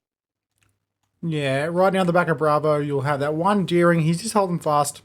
Minotaur will start to move back from Bravo down towards Alpha. Shimakaze, he's probably going to drop a rack of torps to ensure the Daring doesn't go there. And we got some big rounds coming down range towards the Venezia. Yeah, Venezia was lit up by the Minotaur by the look of that. So the ships that had an eye on them could at least get something off. But Venezia doing fairly well to come out of that fairly unscathed. Sorry, yeah, but Shimakaze probably going to drop some torps down towards the Daring at Alpha. He might just rotate wide here. Looks like FPM might be on the slight back foot, and I think Vor has the advantage pushing into the caps. And it looks like, unlike Bravo not being contested, it looks like Charlie's going to be that cap, that large, wide open girth in between the body of water. Sorry, the body of water in between those islands and either side. Not too dissimilar to the loop map. Isn't paying the favor, and no one is ballsy enough to push into Charlie. Yeah, Vor taking a wide berth around that. Looks like they're going to try and get all their ships around those islands in the back there and make the use of their radar best they can to light up and take down the Daring and any other boats that try and get in on the sea cap. Some good torps to make sure that Minotaur doesn't rotate back around into Bravo there by that Daring. He's going to drop whatever he can, including those torps, to ensure no one pushes further forward. Also, that's sometimes about letting yourself be known with those torpedoes, not so much about the damage, just to ensure the Minotaur is in check and is on tow to ensure that he doesn't push out towards the Bravo cap. You can see right now Daring at Alpha. I think this is what we're going to see pretty frequently now. Vor is taking more of an aggressive play in order to get those caps to start off with, and you'll see a late game push from FPM. I think Vor has probably not so much the better placement as far as the overall map control is concerned, but they definitely have those double Darings in towards Bravo and Alpha and no one to contest them. I think the overall straight line and envelope fire opportunities by FPM is slightly better off, especially on the right-hand side here, considering Charlie is FPM's already, and Vor is basically bound by those 2 islands at the rear. Exactly right. And over on the Charlie cap, we see Vor pushing up hard with the Hagmu, just getting around the back end of that island there. Looks like he's pulling up stakes, so he's waiting for the rest of his team to get there so he can get on in and light up what he needs to light up. Mind you, the Hagmu with the fairly decent HE means that he will be able to do the damage required as well. And Netsi taking some decent rounds right now from the Kremlin and the Moskva. Moskva split. Daring's going to rotate back around as well. Kremlin's got some good rounds on the Des Moines. However, that island has saved him. He will be pulling up shop there, and I think he will be sunbaking because that has saved his life, and he needs to save and thank that island. Here you can see this Daring coming around, though. He will start backing back outside of Charlie. He's basically in the middle of that whole open water right now. He's getting focus fire from the Stalingrad, Kremlin, Moskva, and the Moskva. Torps going from the Venezia downrange to ensure the Moskva Kremlin doesn't push too far forward. It looks like Vor's starting to pull the trigger on the Charlie cap as well. Yep. That'll be the second radar launched by the Moskvas on that Charlie cap. So that Daring has been lit up like a Christmas tree again. The Venezia's Torps coming in here. Looks like he's going to do some good, actually. Unfortunately, the two Moskvas having a little bit of an argument as to which way they're going to go, which means they are going to end up eating one of those torpedoes. Yeah, I don't think Vor's going to be happy with that. I mean, one Moskva actually potentially nudged him out of the way of two of those there, so that might have actually paid off. But that said, these torpedoes coming down range right now. This Kremlin is starting to push forward. He's probably going to eat a couple. He's probably going to eat more than a couple by the looks of things. Maybe 3. Well, he might be. He might have got away with this. He's just got away with it. He's been on a bit of a diet. Wow. That's good ship placement right there. There you go. Think skinny, be skinny, ladies and gentlemen. Kremlin now pushing forward. Yep, it looks like Vor's saying, stuff this. They've dropped the racks of torps. We're going to push forward. We're going to dominate these guys by dodging these torps. We're going to push them out of Charlie and push them to the back of the map. Now, Bravo gone back to Vor. It's gone Vor, then FPM, then back to Vor now. So, ensuring that Ohio doesn't rotate around. You'll see that Daring will just stay there, and you'll drop some torpedoes downrange to ensure no one rotates out. Exactly right. Although that Ohio is still slowly pushing forward. There we go. We've got some rounds out of the Ohio back towards the other Ohio. So the Daring will be sitting there waiting for a reload on his torpedo rack so he can back up into there and get a better shot on that Ohio. Yeah, the Ohio does look like he's in just a touch of trouble right now. Only a touch. He'll be okay, though. The Vor Ohio taking a lot of shots from the Stalingrad and Minotaur between the A and B cap.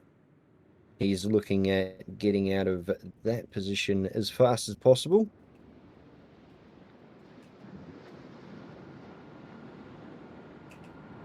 Moskva's starting to rotate right now. Rotating with the Kremlin. This C cap is exchanging a lot of rounds. The Moskvas, they're pushing up. One's just tanking it for now. He's holding Charlie. Harugumo's going to push in there. The Moskva will start to rotate out, and the Harugumo will actually take the cap in total. The Moskva will just move out. He doesn't want to be seen. You're going to see a big push right now from a Moskva and the Kremlin. I'm going to see some rounds, or potentially the radar's already been dropped by the Moskva. As you can see, he's going to know that Des Moines is right there. Des Moines probably going to start to freak out a little bit. He's going to be forced to push forward, which will lead him into a position he doesn't really want to be, which will be broadside to a opposing Moskva. He's going to try angle in along this island as much as he can.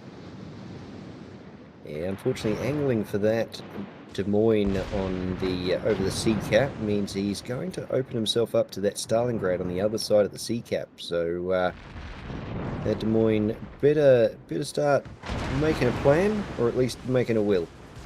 Ooh, he's not going to last much longer at this rate, though. Fire on him. He has DCP'd. Torps coming down range. Moskva's got some good rounds on that Des Moines. The Des Moines hasn't DCP'd. And there he goes. He is sinking faster than a brick.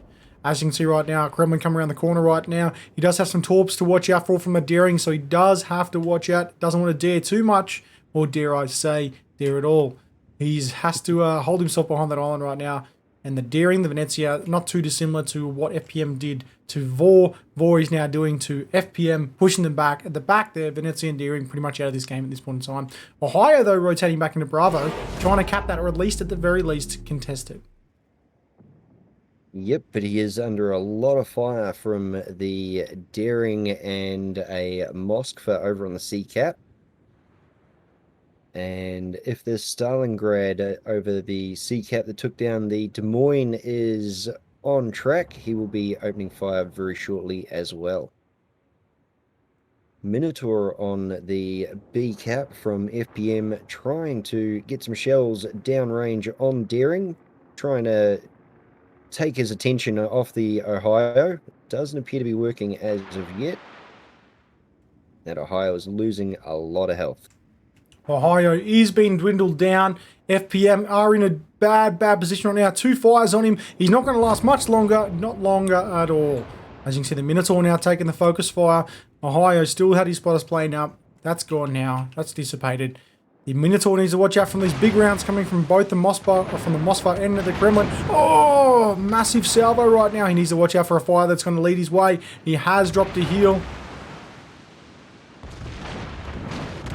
Unfortunately, Vor following him as he runs out of the cap, smacking him in the back end all the way.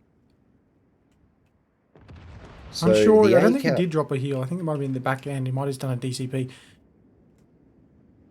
Sorry, mate, go ahead.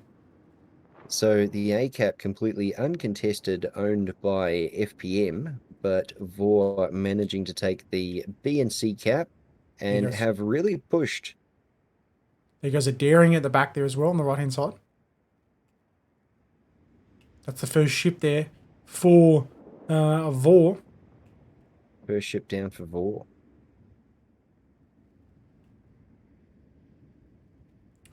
Gremlin taking some fire rounds. coming.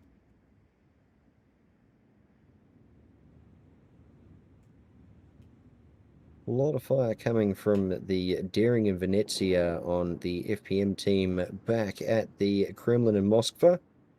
But they've got the health points to tank it and reply. Have a look at these torpedoes coming down towards the Kremlin right now. Is the Kremlin going to realise at this point in time he's going to take 2?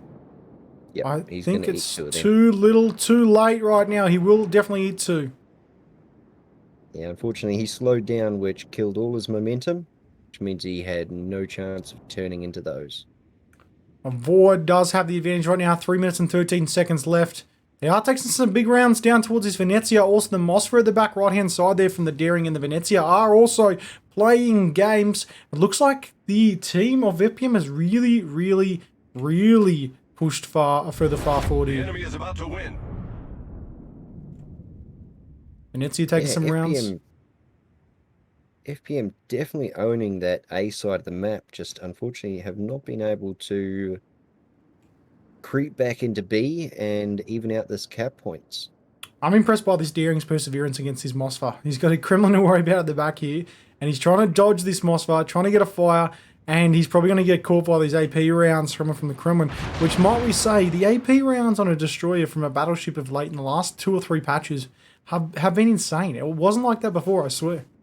It seriously destroys and just rips straight through a destroyer now. Kremlin going to take a few rounds. Now, FPM managing to push the Venezia and Ohio right back into the island on the J line there. These guys they're hitting the island and might find themselves in a bad way if they're unable to get the good angle back. Shimikaze also dropping torps on both the Ohio and the Venezia. Moskva taking a fair few rounds as well. 1 minute 34 seconds left, ladies and gents. 197 HP to 263. FPM has the slight disadvantage right now. They are pushing this Venezia and the Ohio. They are hunting for the kill right now. They know they need a second cap. They're going to bank on potentially Bravo falling through. There goes the Venezia at the rear. We've got some big rounds coming from Hirugamo down towards the Des Moines. The Des Moines does need to watch out. This Des Moines is being targeted right now. 1 minute 58 seconds left in the game. 5:44 until the actual countdown. at this point in time, Vor does have the upper hand. The Vor Kremlin over the back there that's got a daring to deal with has done pretty damn well to dodge all the torpedoes from the Daring and Venezia, and managing to reply to that with smacking a Minotaur into the middle of nowhere. Well, there goes the Minotaur, and there goes the Des Moines as well. And I think this will be game, set, match now for Vor. Vor will take this round by the looks of things, unless we see a fall off one of those ships in the next 15 seconds. No one's going to be able to go down towards Bravo. No one's going to be going to Charlie. Very regimented approach by Vor. A lot more structured than the last game, and they really just held out that back right-hand side and basically drew that Kremlin and the Shimakaze out. And that will be their game, ladies and gentlemen. Well done.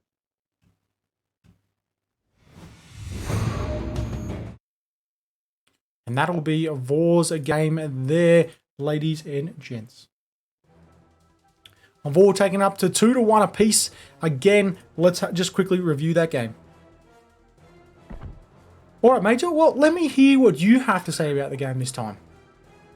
I've kind of blanked. What? This isn't my cue. It was a very aggressive game from Vor, getting in there, getting the caps as soon as possible, denying FPM from even being able to take an inch of territory the whole game, and focusing hard on that C cap, pushing them out and around. Yeah, they did very well. Yeah, I think Vor was just a bit more structured. They really pushed into those caps pretty hard there with the two Darings. That really had them on the upper hand, I believe. And again, like I said, FPM probably had the better placement overall as far as line control was concerned. However, with those double Darings, both capping out Bravo and I think it might have been Alpha on the western flank, basically meant they could control those two caps. FPM obviously had Charlie the counter flank, but what they actually did was they were drawn into that Shimakaze and that Kremlin at the rear. And that Venezia and I think it might have been Kremlin pushed a little bit too far forward and were out of the game. They couldn't rotate back, and they were trying to hunt for the kills at the end. They realised that they couldn't get the two caps. They might be able to win by damage and just bring it down to that one cap because they definitely had Alpha. But all in all, good play for those Darings at the start there. And I think we're going to see something very similar. I don't think Vor is going to be super aggressive next game.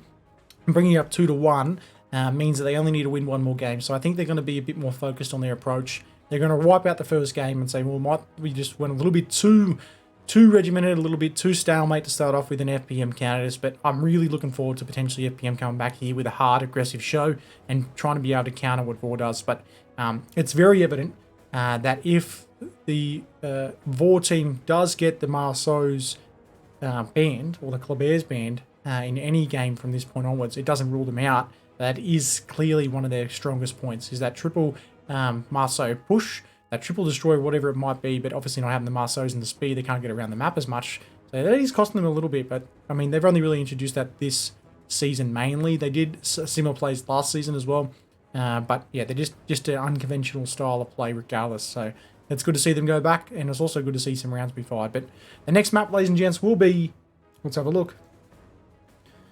It will be Lena Fire, and this potentially could be the deciding game. Well, it is a deciding game nonetheless. So basically, FPM needs to pull their socks up a little bit, bring back, and then get a game in order for them to bring it back to the 5th game. But if Vor win this next one, ladies and gents, that will be the games done for this evening. And I can see Major in the background going, Yeah. I've done my 6 hours. Let me knock off. But, ladies and gents, we are going to have a quick ad break. We're going to allow these teams to swap up. There will be a slight changeover. Vor will be back to the Alpha side, no longer on the Bravo side, so we make sure we update that on our end. And Legends, we'll see you guys and girls on the next game, on the High Seas, King of the Sea, Grand Final, Vor versus FPM. See you guys very shortly. See you.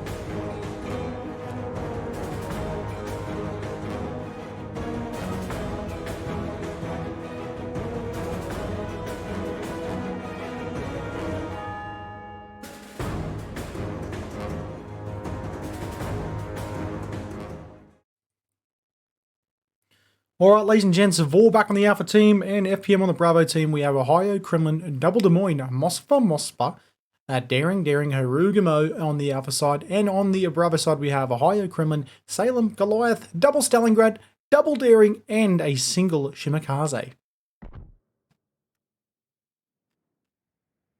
This is a battle number 4, ladies and gents.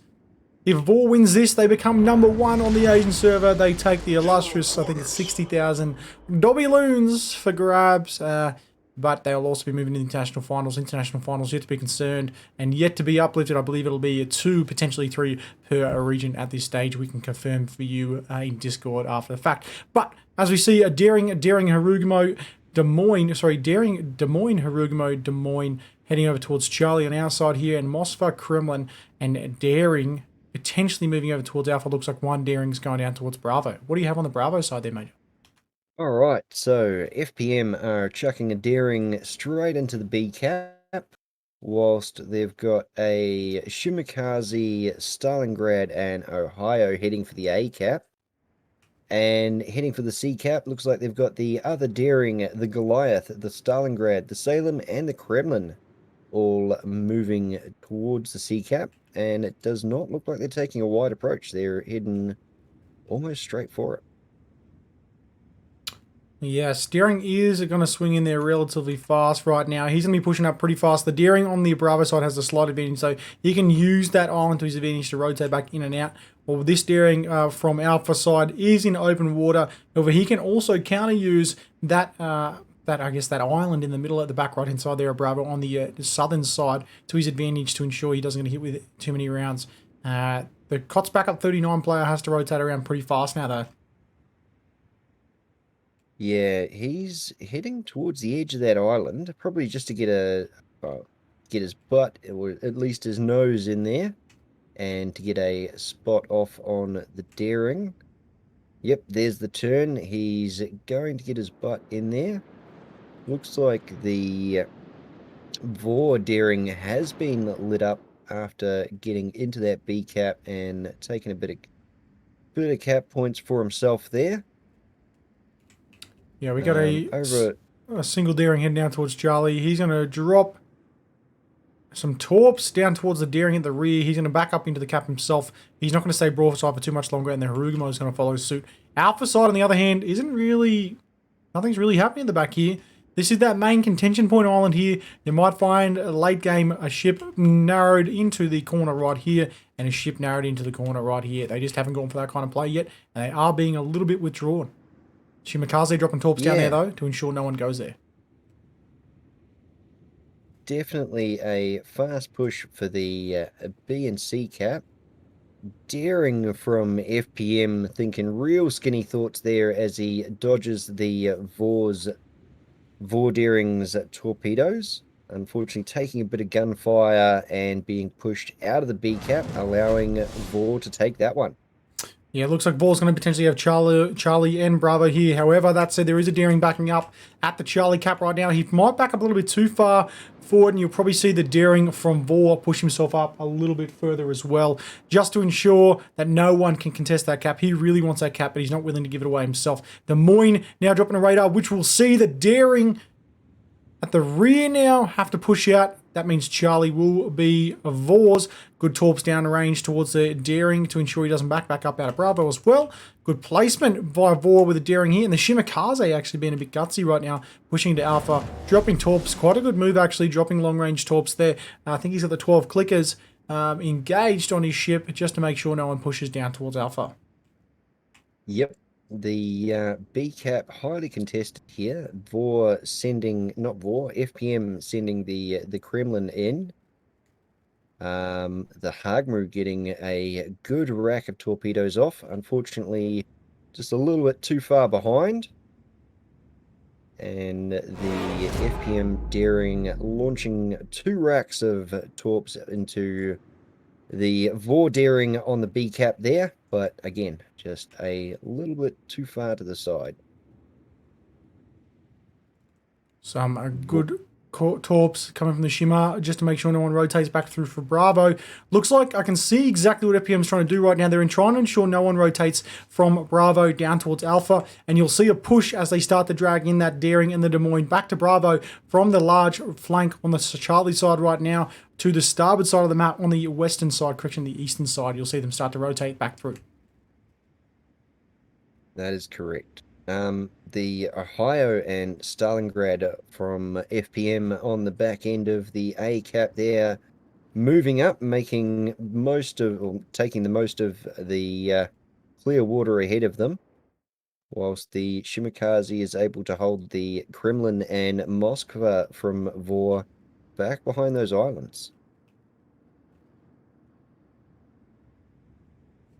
Daring will be dropping Hydro, just make sure nothing's there. He's going to be starting to push forward right now. He's backing in, rather. He's not pushing forward. Backing in. Looks like he's trying to get around the front end of that island just Drop to some torps, yeah. keep some torps on that Kremlin. Just let him know that he's still there and that B cap is his and he won't give it up.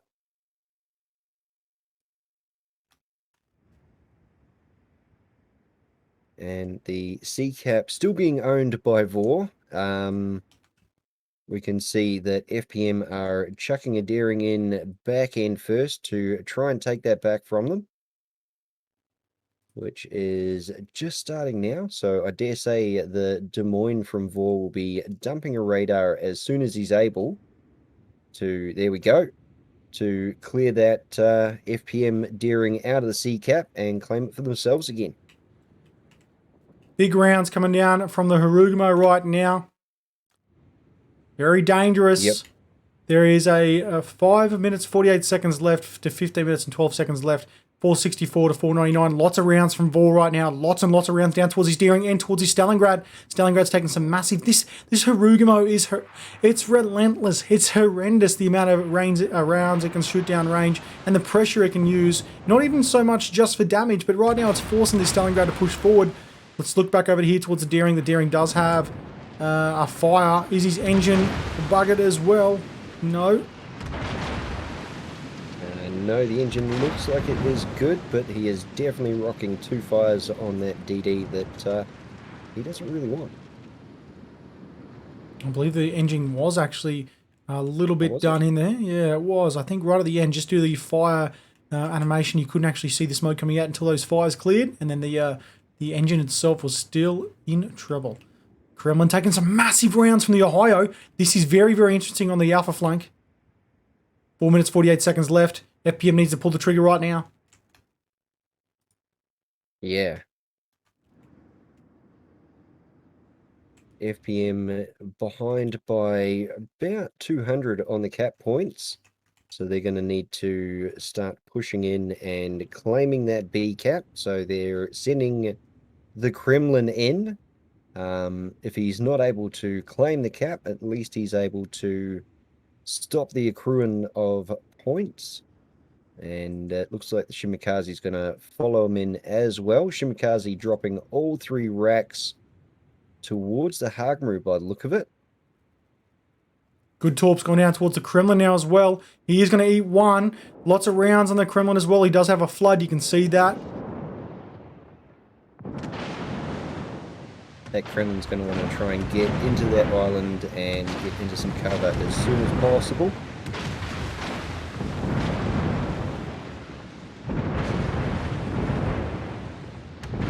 C cap, the FPM Daring trying to get back into that C cap, dumping smoke, but I'd say the Des Moines dropping a radar has pushed him back out again.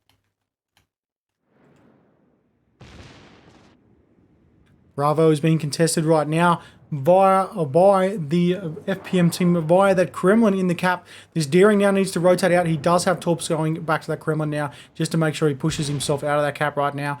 FPM is starting to pull the trigger. You can see the Daring and the Stalingrad starting to nudge their way forward. Kremlin and the Moskva at the rear of Alpha are starting to pull back as well. They need to watch out that they don't pull too far rearwards. There's 7 minutes and 30 seconds left till 12:24. There's been no ships lost, and it's been 9 minutes and 15 seconds into the game. Good torps coming down range from the Daring, though. Daring has got a bunch of good torps on the front end of the Kremlin. Looks like he's going to eat 2 of them and probably succumb There's to a fire as well. Hagmu fire. And he gets killed by the flood, actually. But Daring flooding him out. at the back there, the Shimakaze just held Bravo. So it's their cap now. It's 6 minutes to 6:36.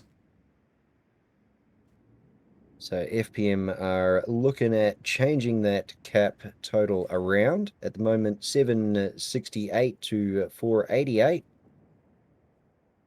FPM are not looking at losing any more people.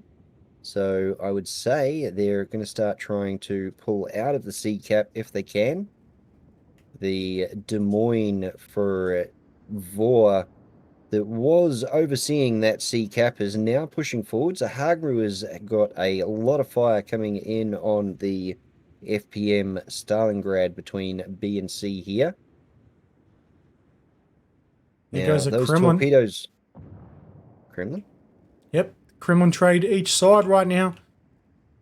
Look at the back here, Ohio versus this Des Moines and the Salem.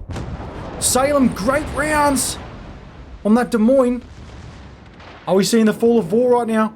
Wow, that was great. He's in a backpack. Oh, fantastic shots right now. Ohio moving back in there. He has to watch out for this Goliath. That means Charlie's definitely going to be Vor's. Look at the back here. Now we've got the Stalingrad. We've got torpedoes coming in. This Des Moines pulled back after he saw the torpedoes going back through. The Des Moines is probably going to drop his radar just in case he can't sustain his health due to this sustained fire. Torpedoes coming in. He's not going to be able to sustain anything because he's going to be 1, 2, 3 resting spaghetti. Never forgetting with one of these torps at the rear. No! Wow! Wow. He is Right, pushing that Des forward. Moines. Good push. We're going to see a last-minute ram here from the Stalingrad now. Got a ram, at least a torpedo drop. The Des Scratch Moines that. is too good, followed up with a Mosfer coming around in suit. Let's have a look at the Alpha side right now. This is a great game. Ohio now taking on this Mosfer. This Mosfer is going to get gunned down by this Ohio right now. Are we seeing the fall of FPM and the rise once again of Vor to take this as champions right now? FPM wants the #1 accolade. They want this. They want that extra 20,000, I believe. Dobby Loons, they need that. Are they going to be able to pull the trigger right now, or are they going to say, well, make or break, hold fast? And Mosfer is not in a good position being pinned up against the wall there. He's starting to move out. The Ohio is not in a great position angle-wise either.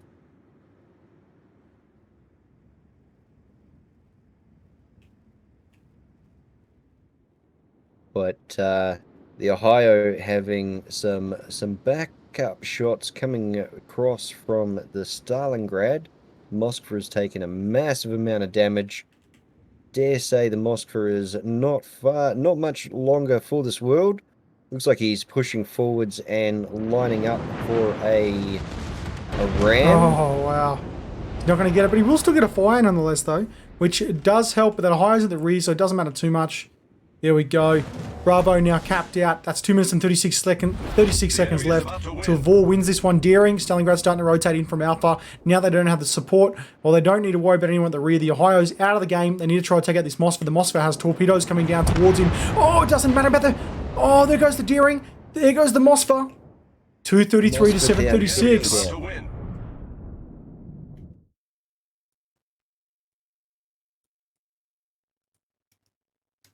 Daring and Hagmu taking a massive amount of shots in on the FPM. Daring and Stalingrad here between the A and B cap. Stalingrad dumping a radar to try and light up whatever he can. It might be too little too late.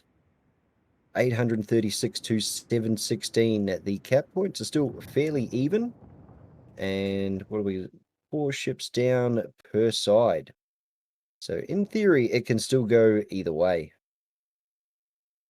But we all know Vor have got it. Good torps, though. You might have spoken too soon. Good torps down towards the Des Moines. Des Moines has split those torps. Daring has rotated back out. Wow, that might have been the play of the game right now. The Des Moines dodging those torps right then. Last minute Shimakaze and Daring double drop at the rear. Hagenru just sustaining fire on the FPM Stalingrad. Daring pushing all the way through to the back of his smoke on FPM to try and get unlit. And the Shimikaze probably at the moment just waiting for a torpedo reload so he can get something in on that B cap, but not being able to get anything off. He has fallen back to his guns. All right, the Des Moines now rotate back in. 51 seconds left. 51 seconds left till Vor wins this, ladies and gents. Vor are going to be King of the Sea 12 champions here for the Asian region. And FPM is going to come second unless FPM can do something right now. Yeah, FPM need to do something right now. Unfortunately, their Goliath has been pushed too far out of the game to be able to come back and do anything on that C cap as of yet. So it's all going to depend on the B cap, and Vor know this. That's why they've got a massive amount of their force on the B cap, making it that much more difficult to clear out and contest. 9 seconds left, ladies and gents. Daring dropping a last-minute smoke. They need to do something now, FPM. 5 seconds. 3, 2, 1. Oh, there we go. Vor taking the win. Vor, you are the champions on the Asian server for the King of the Sea number 12. Well worth the wait, in my opinion. Congratulations, Vor. All right, ladies and gents. There we have it. The winners of this evening's and this season's King of the Sea. Let's just give them a good game, well played in chat. Yeah. And we'll just jump over to here. Well, legends, there we have it. Vor taking it again. Vor coming first. Let's just have a look at the King of the Sea rulings real quick.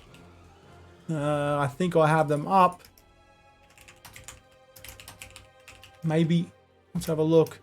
Just to see which number of teams move forward into the international finals, which will likely take place next week. Let's have a quick look. Regional winners will also receive King of the Sea official t-shirts, which is awesome. Prizes per player, 5,000 doubloons for first place. Second place, 4,000 plus the 15, which is bloody awesome.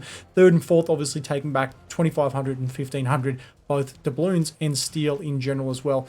Moving into the King of the Sea, there'll be 4 subsections which will reward for the King of the Sea collections. You guys should have that now. There'll be an extra 2 in the end as well. But for teams moving through into the international finals, it's only the winning teams. So it's only the 4 winning teams. So it is a best of 4 style event. So first place is the only team at this stage moving forward unless something happens. So that'll be very interesting. So first place obviously taking $15,000 for the international finals between the team, 7,500 for second place, 5,000 for third, and 2,500 for fourth. But let's quickly talk about that game because that was a good game. With Vor obviously taking it there, just having too much map control in the end. Yeah. I mean, that was it. There was a couple of lucky moments there where there was some really good plays from the Shimikaze and the Daring from the FPM team where they had those torpedoes going down. But it was just that maneuverability, the dodging, and I guess the great communications that we've seen from Vor. Again, you can only imagine what was going on in the background of their chat. They were calling where the torpedoes were coming from. They centralized on that Bravo cap at the end there because they knew there was a 50k HP deficit. They were losing, actually, as far as HP and ships are concerned. They had less than what FPM had, so they had to hold on to it. The one move, I think, in my mind, though, that might have cost FPM the game was potentially that Ohio pushing in the back there, chasing a little bit too far forward. That Ohio had 75% of his HP left. It would have been nicer to see him in the center, following up next to that Kremlin. Yeah. But, ladies and gents, it's been a whirlwind of a night. That will be us done. That is the King of the Sea number 12, season 12.